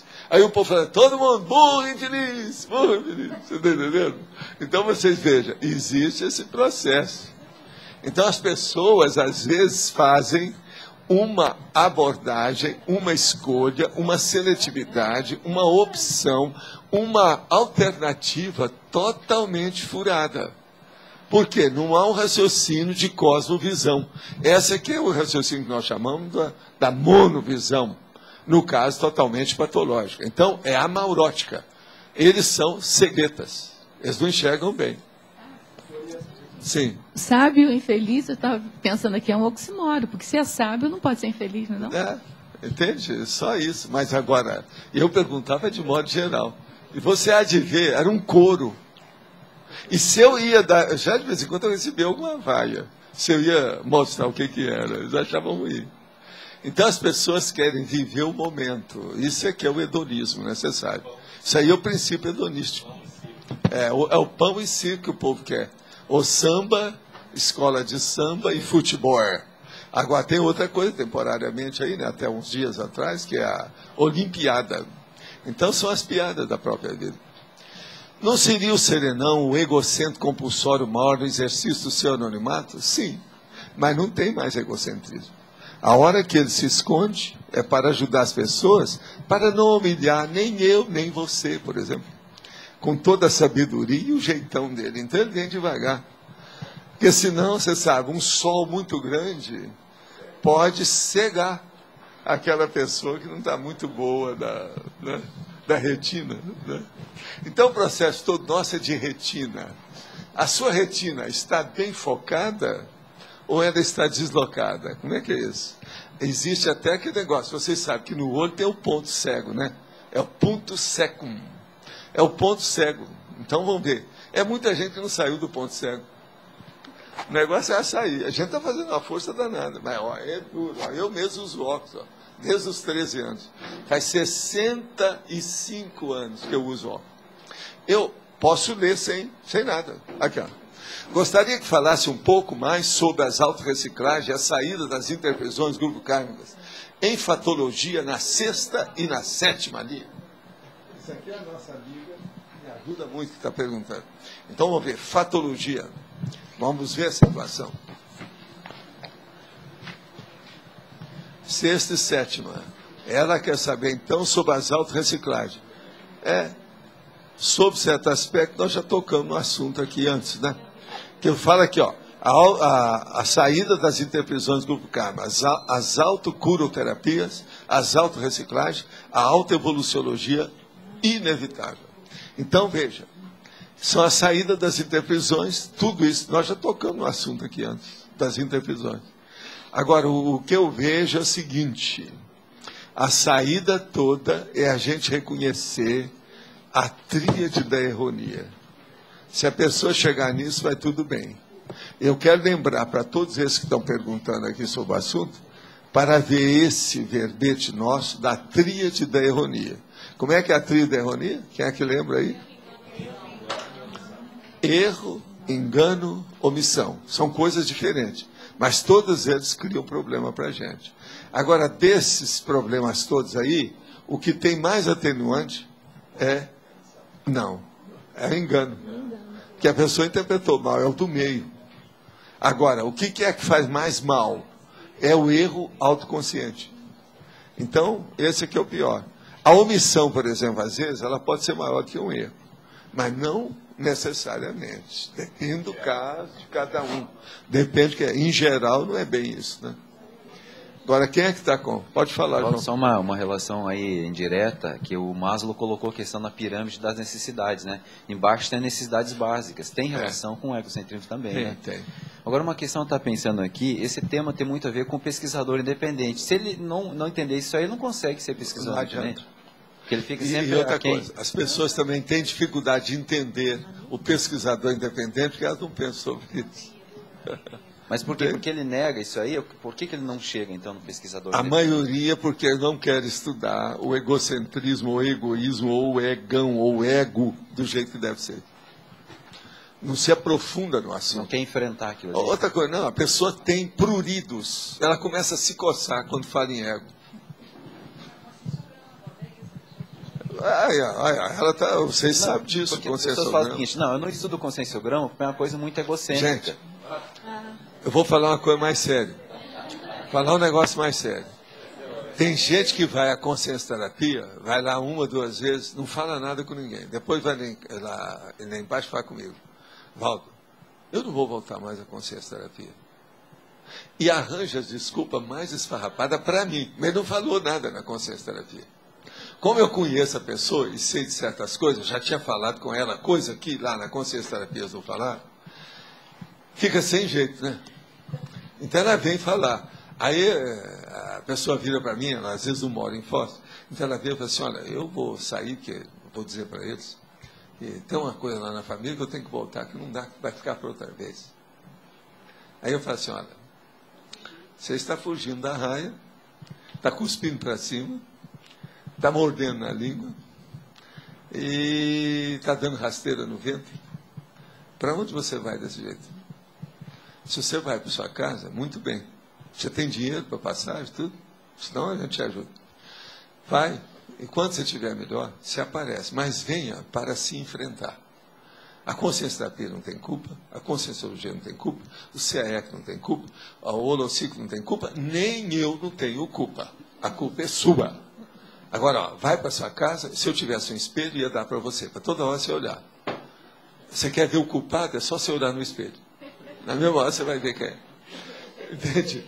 Eu já falei isso várias vezes. Agora, tem uma temporada, lá no Rio, que eu arranjei uns espelhinhos e dei para as pessoas. Vocês sabiam dessa? Foi quando eu comecei a fazer também aquela declaração oficial com testemunha. A partir desse dia, nesse lugar, etc., nunca mais eu faço isso, isso, isso. Agora, ó, põe aí, eu quero ver se a sua assinatura é real. Quero ver, me dê um documento, deixa eu ver a sua assinatura. Então, olha, então assina igual, pronto. Agora vamos ver, põe o local, a data. Agora, testemunhas. Eu fiz isso com várias pessoas, o negócio deu certo. Tem alguns que estão trabalhando conosco, até hoje. Você está entendendo? Hoje eu já não levo a coisa tão a ferro e fogo, porque a coisa está mais diluída, já tem muito curso que as pessoas já estão fazendo, que já suaviza, né? Mas às vezes, eu não sei se é o caso de eu trazer o espelho. De vez em quando a pessoa pergunta, tá aqui, mas ia te dar, olha ele aqui. Ó. Mas olha, fala, o que é? Quem é? É você? Ela? Posso perguntar? Aqui na página 90, na interdisciplinologia, tem a egologia e a egocarmologia. Você Sim. pode definir esses dois estudos, o limite de cada um? A egologia é o estudo puro do ego em si, sobre todas as nuances e todas as instâncias que dizem respeito à consciência, ao ego. Tá certo? Agora, a egocarmologia é a hora que o ego vai funcionar em relação com o cosmos e principalmente com as companhias evolutivas. É aquilo que eu chamo os compassageiros e compassageiras evolutivas. Esse é o egocarmologia. Por quê? Vai estudar tudo, que é o início do princípio do começo para partir para o grupo carmologia. A grupo carmologia.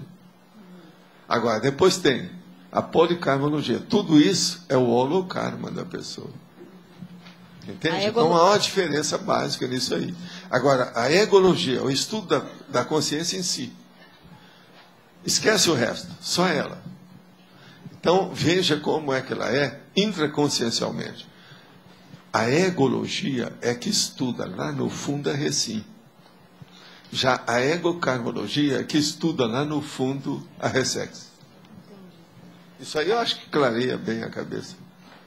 Não é? Sim. Tem uma lógica danada. Sim. Então, veja, a gente tem que sempre que analisar as palavras, não tem jeito.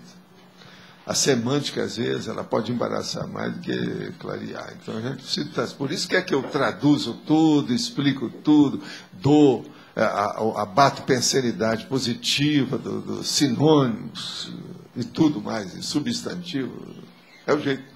Agora, egologia seria uma faceta da conscienciologia ou seria sinônimo da conscienciologia? Não, aqui? ela pode ser sinônimo se você analisar a consciência em si, só ela. Por exemplo, você vai analisar a intraconscienciologia, seria a egologia. Mas seria a intraconscienciologia. Mas dentro da egologia. Agora, você está vendo como é que tem que repartir tudo? E outra coisa, eu estou só começando, viu? Tem muito mais coisa nisso. Precisa de levar o micrófono nessa história. Quem é aqui? Ele tá faltando. Aqui, ó. Passa esse lá para, por favor. Tá. Fala nos dois. Não. Um numa mão, outro no outro.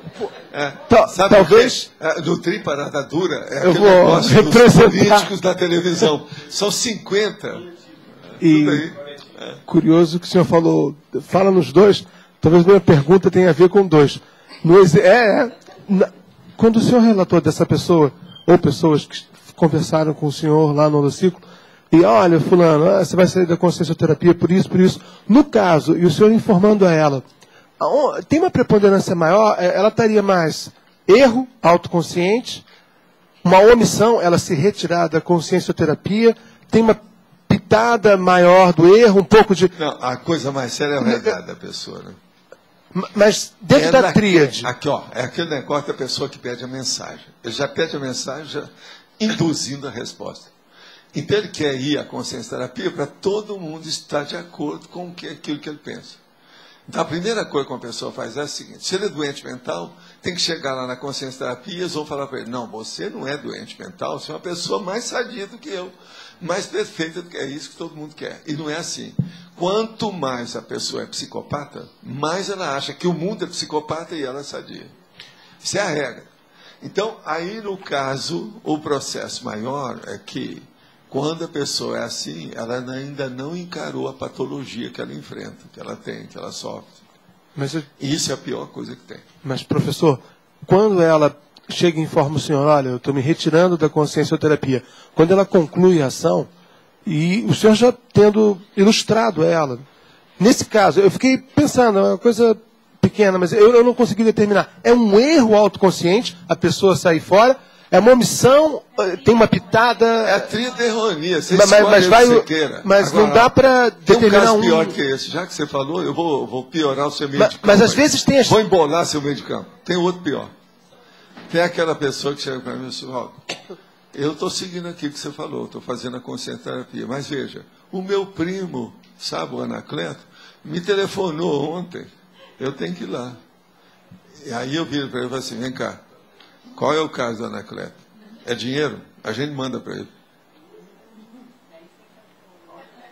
Aí a pessoa fica vermelha, amarela, roxa, pálida. Está entendendo? Que fica sem saída. Esse não falar nada. Quer dizer, ele está numa condição tão precária que ele já arranjou uma saída e já me envolveu com a saída dele, quer me tapear com aquilo. Aí eu viro para ele e falo assim: não nasci ontem. Eu não nasci de barba. Isso cresceu através das décadas. Daria... Agora, esse é pior.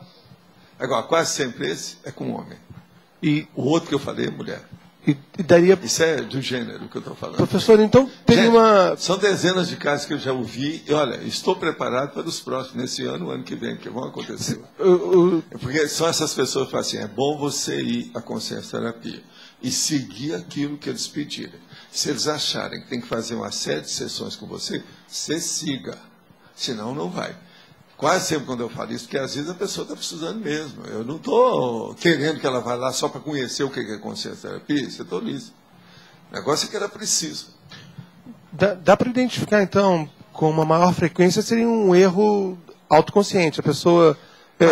é difícil de... Pois a pessoa não, eu fiquei na dúvida se era uma omissão... ser analisada. Tá. Ela não quer análise. Tá. Ela não quer reconhecer a realidade dela. Entende? Agora, veja, é difícil. Tem uma pessoa que, no ano passado, eu falei umas verdades para ela sobre consciência-terapia. Eu falei assim: olha, não adianta nada você tirar seu corpo fora. Você já está estigmatizado que você foi à consciência-terapia. Para você isso é um estigma. E é uma bobagem, não é. A primeira coisa que eu falo é que todo mundo deve ir à consciência-terapia. Todo mundo deve ser evoluciente. Não é só os médicos que trabalham lá, não. É todo mundo. Isso é muito importante para a pessoa aferir as suas condições no momento evolutivo. Agora, no seu caso, você está estigmatizada, porque você foi lá, todo mundo já está sabendo que você foi. Como é que você fica? Ah, mas isso aí ferve a cabeça da pessoa, o orgulho dela. Vaidade, orgulho. Tá. Eu teve uma pessoa que eu tive que falar isso bem claro.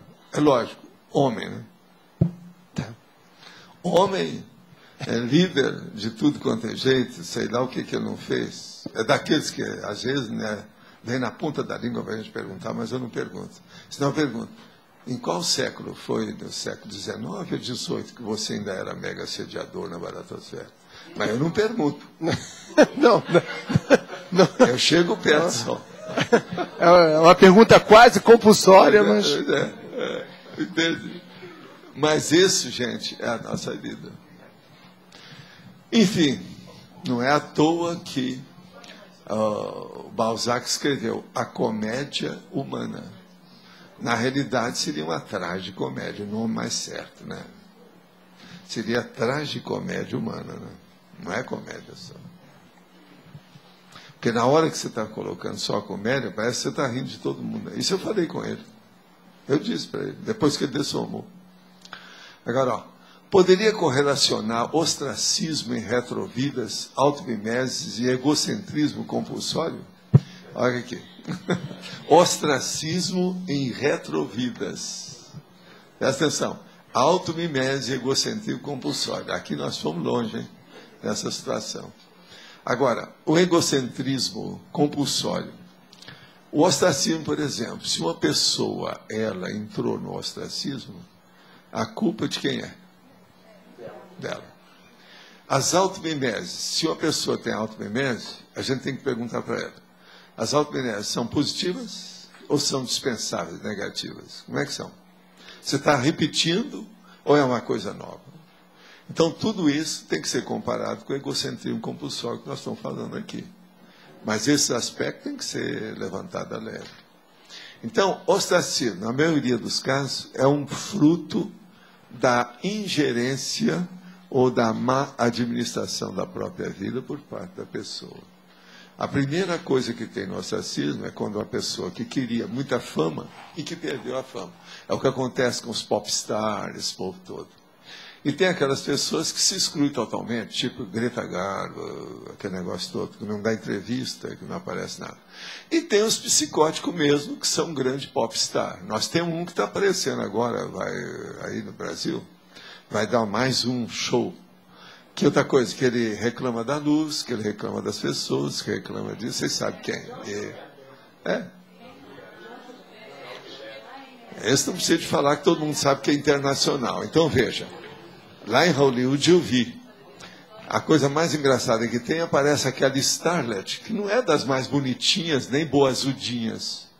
No entanto, ela já tem toda a pinta de, vamos dizer assim, a maior popstar, a maior deusa e diva que já existiu. Então, eles viravam para mim e perguntavam, o que você acha dela? Eu falei assim, essa não pega. Pode tirar, não adianta nada que ela não vai. Que ela já começou abortando o processo dela. Então, veja, é uma starlet que acha que já é a Maria Callas. Então, ela já pode chegar, se impor. E outra coisa, ela já quer ter um camarim, e o camarim dela é enorme, com tudo quanto é coisa que ela não usa, mas é preciso de ter. 1000 coisas no camarim, de beleza, de etc. Tal. Isso tudo eu vi lá. A coisa toda tem.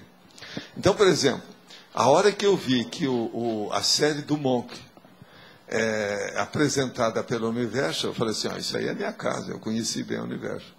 Está tudo certo, porque lá só tinha um monte de Monk lá. Então, a macacada é a mesma. Tudo é um processo Monk, é macaco. Na história, até o certo tanto, a macacada é a mesma, você está entendendo? Os símios, tudo é um processo simiesco. Agora, continua. Para ajudar a compreender a característica do portenho, é bom conhecer o processo de imigração acontecido no final do século XIX. População de Buenos Aires em 1869, 180 mil. População de Buenos Aires em 1914, 1.500.000. 2 em cada 3 habitantes em 1895 era estrangeiro. A imigração aproximada naquela época foi 50% da Itália, 40% da Espanha, 10% do resto dos países da Europa, Inglaterra, França, Portugal, Alemanha, Polônia e Rússia. Qual a sua reflexão do seguinte dado? Primeira coisa, eu falei aqui sobre os italianos e sobre a Inglaterra. Por que os 10% da Inglaterra eu dou tanto valor? A briga que houve, por causa da ilha que está lá perto. Então, esses 10% aqui, na estatística, pode ser até correto. Mas, do ponto de vista social, são muito mais sérios do que isso. E outra coisa, tem muita gente de influência lá. E outra coisa muito séria, a Alemanha. A Alemanha foi o Perón que trouxe os nazistas todos para a Alemanha, logo depois da guerra e durante a guerra. E trouxe com todo o dinheiro que eles roubaram dos judeus. E hoje em dia o povo todo sabe disso. Tanto os alemães que estão lá, quanto os judeus que vivem também na Argentina. De modo que nós temos que pensar. Agora, 50% é da Itália, 40% da Espanha. A Espanha não conta porque é o processo da colônia, né? A Argentina é colônia espanhola, até um certo ponto. Mas o processo, o primeiro, logo depois, é a Inglaterra, que ele colocou aqui, o país da Europa. Então, está certo, dentro das coordenadas. Agora, está faltando aqui o que aconteceu, por exemplo, em 1950, A população de Buenos Aires era maior do que isso. E outra coisa séria, a influência da cidade de Buenos Aires é diferente de um monte de capitais da América Latina. Em quê? Lá houve um crescimento europeu, ou seja, horizontal. Já outros locais têm um crescimento vertical, que é americano. Por exemplo, o vertical é New York, o horizontal é Londres. Paris também, até um certo ponto. Hoje é que estão começando a virar verticais, estão verticalizando a situação devido à expansão do processo técnico, tecnológico, principalmente na engenharia civil, né, de construção, alvenaria e outras coisas mais. A própria Londres mudou demais com todas as coisas que eles estão construindo lá. Paulo, a Argentina também tem aquele processo que você sempre fala do extermínio, né, dos negros, por exemplo. Pois é, né? Isso aí também influiu. Eu toquei aqui, mas a gente pode tocar aí em favor do nosso amigo, que é da Argentina. O caso todo é o seguinte, você sabe muito bem que no Brasil foi o último país a decretar a liberdade e acabar com a escravatura. Mas foi sem briga. Nos Estados Unidos foi na base da briga. Matou todo mundo, um monte de gente, teve a guerra de secessão, tudo por causa disso. O sul escravagista e o norte que queria dominar aquilo tudo e acabar. Então, os brancos contra os colored. Esse que era o nome lá da história. Agora, veja, na Argentina foi pior. Eles acabaram com a escravatura, matando todo mundo. Então, acabou tudo. Por isso que lá ainda tem um processo muito grande. Eu sei porque há algumas décadas tinha companheiro nosso que tocava e era bem colored, bem retinto, bem preto. Então era grande artista e eles passavam aperto. Tinha muita discriminação em Buenos Aires. Isso é na década de 60. Ainda tinha. Agora, vocês sabem, a Argentina teve um período assim. Eu sei porque eu acompanhei alguns casos lá. Naquela época, por exemplo, que eles queimavam igreja, que tinha aquela coisa toda. Eu vi caso seguinte, o cara estava lá tentando roubar o carro. Eles não iam atrás para prender o carro nem nada, não. Metia a bala, matava o cara na hora. E depois dava qualquer desculpa e ficava por isso mesmo. Isso tudo aconteceu, eu estava lá, eu vi. Entendeu? Agora veja, eu falo assim, a eliminação da escravidão continua. Do mesmo jeito. Então o grupo de extermínio lá não era de brincar. Depois disso andou melhorando, uma opção de coisa. Eu falei essas coisas, inclusive, no rádio, na televisão. Né? Professor Valdo, eu queria entender um pouco mais essa relação que você fala do ego na relação com a assistência. Quando o Roberto falou a questão de você dissolver essas características. Ver se está correto a forma como eu pensei. À medida que a gente se estrutura, por exemplo, em termos de princípios cosmoéticos, né? O Código Pessoal de Cosmoética, você vai se fortalecendo mais nisso, mais você tem condições de poder fazer esse movimento, de poder criar essa ponte de fraternidade com o outro. Então, você preserva essas características, vamos dizer, individuais, egóicas, só que você está a serviço de uma coisa maior. É isso? É. Então, você E outra coisa, se você não tiver preservação do seu ego, você não tem nenhum valor para fazer assistência. Você tem primeiro que conhecer você para você entender o outro. Uhum. Tudo que nós fazemos é um processo especular, ou seja, de espelho, é espelhante. Você se reflete nos outros. Uma pessoa, por exemplo, que ela começa a fazer uma assistência aberta, bem clara, ela está se refletindo nos outros. Então, ela começa a ver todos os defeitos que ela tinha, que ela conservava até há pouco tempo. Entendeu? Nas outras pessoas. Então, ela procura amainar aquilo que o outro tem, porque ela já conseguiu superar aquilo. Por isso que eu falo, na questão da interassistencialidade, quem é menos doente ajuda o mais doente. Agora, esse que é menos doente já sabe que ele superou aquela doença que o outro ainda tem. Isso justifica... Isso é o máximo para clarear o aware, a lucidez, a hiperacuidade das pessoas.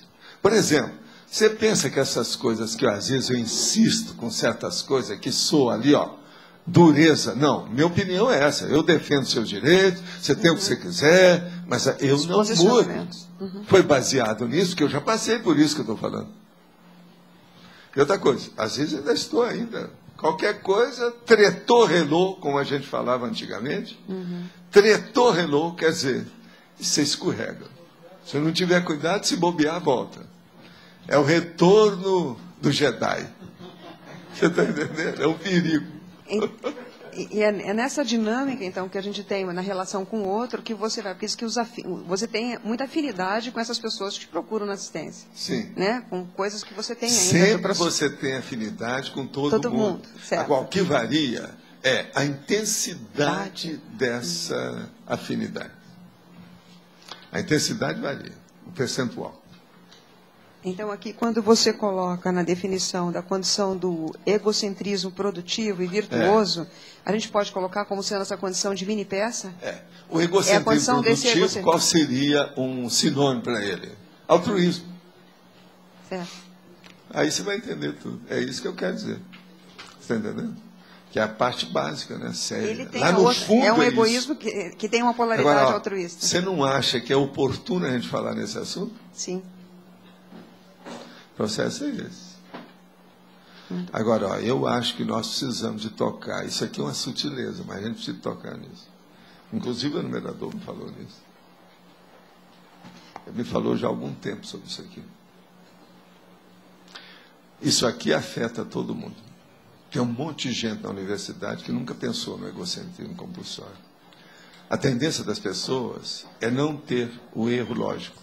É aquilo que eu falo. Ou é 2, ou é 3, ou é 4. Tudo é definido. Não tem meio termo. Não há 2,5, não há 3,5, não há 4,5. E a vida não é assim. Aí é que entra o processo das nuances que eu vivo falando. É o processo da consciência que vamos dizer, poliédrica. Não é? Eu vivo falando. É uma forma... Essas facetas do poliedro é que a gente tem que chamar atenção na conscienciologia. Quantas ideias já trouxe aqui que você nunca estudou na psicologia? No entanto, eles pegam a psicologia, repetem certas coisas e fica cada besteira. Por exemplo, você quer coisa pior do que o skinnerismo? O cara veio perguntar para mim, mas o que é esse negócio de skinnerismo? É o cara que fica na esquina e não dobra. É o Skinner, você está entendendo? Do processo do pragmatismo absoluto, da conduta. Entende? É burros, mas é burros com 2 R's, U e S no fim. Então não é um burro comum. Ele é daqueles caras que já tiraram o primeiro prêmio na exposição da agropecuária. E Uberaba era isso. O cara recebeu, pelo menos, menção honrosa. A menção honrosa tem uma rodela enorme, assim, de uma rosa em cima da pessoa e coloca em cima da vaca. Não, ela não tirou o primeiro prêmio, é menção honrosa. Tá lá. Não, ele é ó concurso. Sim. Eu queria entender, assim, qual é o limite para percepção, autopercepção de que a pessoa está extrapolando o egocentrismo compulsório partindo para um egocentrismo patológico? Na hora que ela não tem mais mãos a medir para assistir os outros. Não tem mais mãos a medir para assistir os outros. É tanta gente que recorre a ela que ela não dá conta. Ela começa a praticar TENETS, a gaveta enche em dias, fica cheia. Isso mostra que ela está saindo disso. Porque ninguém vai procurar uma pessoa que seja egoísta demais. Por exemplo, você não vai pedir um dinheirinho emprestado, dar uma facada numa pessoa dessa. Facada que eu estou falando, facada econômica. Não vai dar uma facada econômica numa pessoa dessa. Você está entendendo? De modo algum. Então, você está procurando, é porque a pessoa está começando a sair disso. Tem lógica? Tem. Então, o problema é esse. Vê quantos te procuraram na semana passada. O caminho é esse. Você já está começando a sair. Agora, posso fazer uma segunda? A melhor coisa que tem na evolução é a hora que você não procura. Você é procurado. E outra coisa, sem fama, sem Paulo Coelhismo. Sabe o que é o chave de Paulo Coelhismo? Sem promoção jesuína, quer dizer, de Jesus Cristo, daquele negócio. Sem promoção de Paulo Coelho, sem nada. A coisa espontânea, a coisa vem. Então, veja, isso é a cosmovisão de um processo seríssimo. Como é que chama esse processo que nós falamos? Tem um processo. O que você acha, Kátia? um processo que tem atrás disso. Não, como é que eu faço? Falo. O que a pessoa deve ser? Mas não é isso, é outra, uma condição. Como é que é? Verbaciologia. Se a verbaciologia vem, ela se instala com o passar do tempo, sabe? Ela fica. Tá bom. Agora, por exemplo, quem é que usa mais a verbaciologia? O serenão. O serenão não fala nem o que ele fez, nem o que ele vai fazer, e nem nada. Ele só ajuda, em silêncio. Então o povo pensa, não, aconteceu isso. Mas não, isso é da natureza. Atrás dessa natureza tem um serenão. Entende? É igualzinho aquele cara do ponto. O cara está lá, esqueceu a deixa que ele tem que falar, e aí Júlio César entrou e falou. E aí vem o ponto e fala. E aí ele disse, eu sou o imperador. Então o cara fala, eu sou o imperador, etc. Então veja, esse ponto é o serenão. Ele está sempre no ponto, atrás dos bastidores. E as pessoas pensam que aquilo é a natureza. Coitado do serenão. É a natureza. Um dos apelidos que o cara falou lá no Rio, para mim, assim, o serenão, do jeito que você fala, poderia ser o sinônimo dele, seria natureza, porque muita gente interpreta a natureza como sendo. Né? É o serenão. Agora, o que precisamos fazer para combater o nosso egocentrismo? Olha, seria bom você pegar uma biblioteca que a gente já tem, mais ou menos uns 15 livros sobre conscienciologia, que tudo é baseado nisso. Por aí não tem jeito, é só seguir. Agora, examina dentro dos nossos manuais. Por exemplo, Manual da TENEP, isso é uma boa, se você não conhece. Agora, se não conhece nada, seria bom, que eu não sei se você conhece, Nossa Evolução. Pega o Nossa Evolução e estuda, e depois vem aqui para debater conosco. E outra coisa, estude o livro criticando. Por que a CCCI tem se dedicado tanto no entendimento da obra de Balzac? O senhor pode falar qual a relação do Balzac com a conscienciologia hoje? Olha, até um certo ponto, é para mexer com esses jovens, igual a você, que fica com um cotoveloma enorme, porque ainda não escreveu os livros que o Balzac escreveu. É um amigo meu que eu estou falando aqui. Mas não, eu estou falando para um amigo meu aqui. Ele ainda não escreveu livro nenhum, eu estou esperando o seu livro. Olha, leia algum dos livros do Balzac, que você vai se inspirar para fazer a sua obra-prima. Valdo, convidar ele para o curso. Convidar ele para o curso seria agora. Bom você vir para o curso. Vem aí, ó, e vem com todo o seu arsenal, não é? Não, arsenal, você entendendo? Todos os seus canhões, bombas atômicas contra o Balzac. Assim não, e bater de frente com o Osmar, né, que vai estar aí. Não, e comigo, né? E com você. Eu também estarei lá. Que isso? Eu quero saber o que você faz. Preciso defender algumas coisas. Preciso defender, principalmente, o nosso amigo Osmar. Né? E outra coisa, eu quero lembrar, hein? Estão falando do Osmar. Não é Osmar Contato, não. Presta bem. Esse é o bom contato. Dia 19, 20 e 21 de setembro o curso. Heterocrítica 2. Olha, prepare-se então para ver que nós queremos te esperar aqui, companheiro. Você é fora de série, eu te conheço. Já há muitos anos. E outra coisa, você está entrando na adultidade agora, você não é mais jovem daquele jeito. Tem que enfrentar isso aí agora com calma. Como é que fica? Mas olha, pode falar. Professor, aqui na fatologia, quarta linha, a dissecção do subjetivismo pessoal. Isso tem relação com você... A dissecção.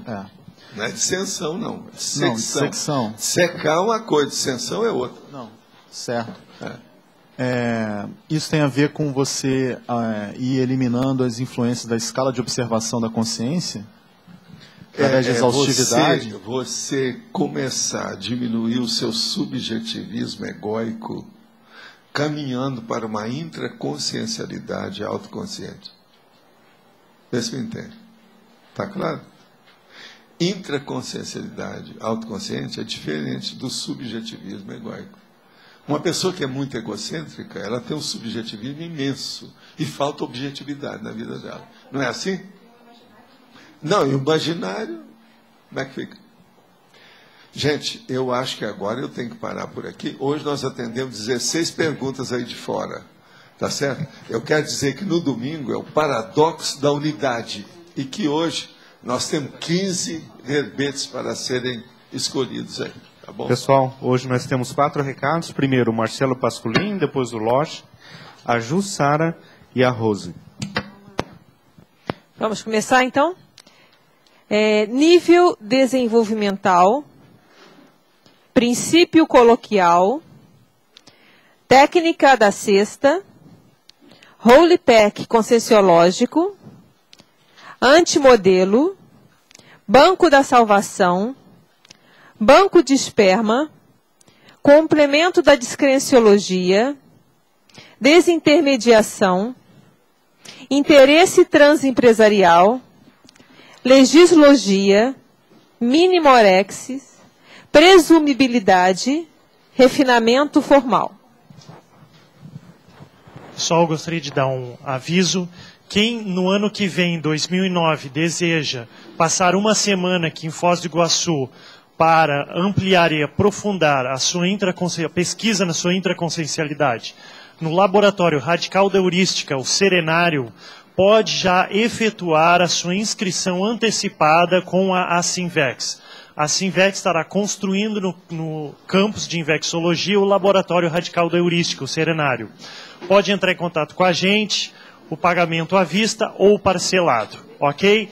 Essas inscrições antecipadas servirão para a construção do laboratório. Todos os interessados podem entrar em contato com a Asinvex, o valor é R$2.000, ou entrar em contato com o e-mail vendas@asinvexes.org. Obrigado. Pessoal, boa tarde. Só lembrando que amanhã, às 18h30, no Shopping Cataratas, nós vamos ter uma palestra introdutória sobre ProEx, para público de primeira vez. É importante aí a participação de todo mundo da comunidade conscienciológica. Então, amanhã, às 18h30, levem pessoas que vocês conhecem que não tiveram ainda um contato direto com a conscienciologia, porque a proposta é que seja numa linguagem bem acessível e para trazer, né, uma visão geral do que vem a ser a conscienciologia a partir do tema de ProEx, propósito de vida. Então, amanhã, 18h30, no Shopping Cataratas JL.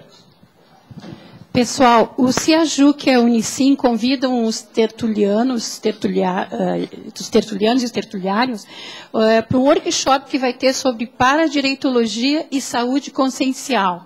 A atividade é gratuita, vai ser no dia 4 de setembro, das 15 às 17 horas, na sala da Unicim, no Discernimento. As inscrições são ciajuc@unicim.org ou agora mesmo aqui comigo. Alguns temas: liberdade pensênica, autocomprometimento, semiologia parajurídica e para direito e para dever. Obrigada. Bom, hoje à noite nós teremos um vídeo debate, então as pessoas que não têm programa ainda para hoje, é aberto, tá? Gratuito, faz parte do módulo de formação de autores, e a gente vai ter, o filme é verídico, a participação especial da equipe da Editares, que vai estar falando um pouquinho sobre produção de livros. Estão todos convidados. Hoje à noite, 19 horas, no auditório da Holoteca. Gente, esqueci o título. Filme é Miss Potter. Tá. Salva pelo gongo.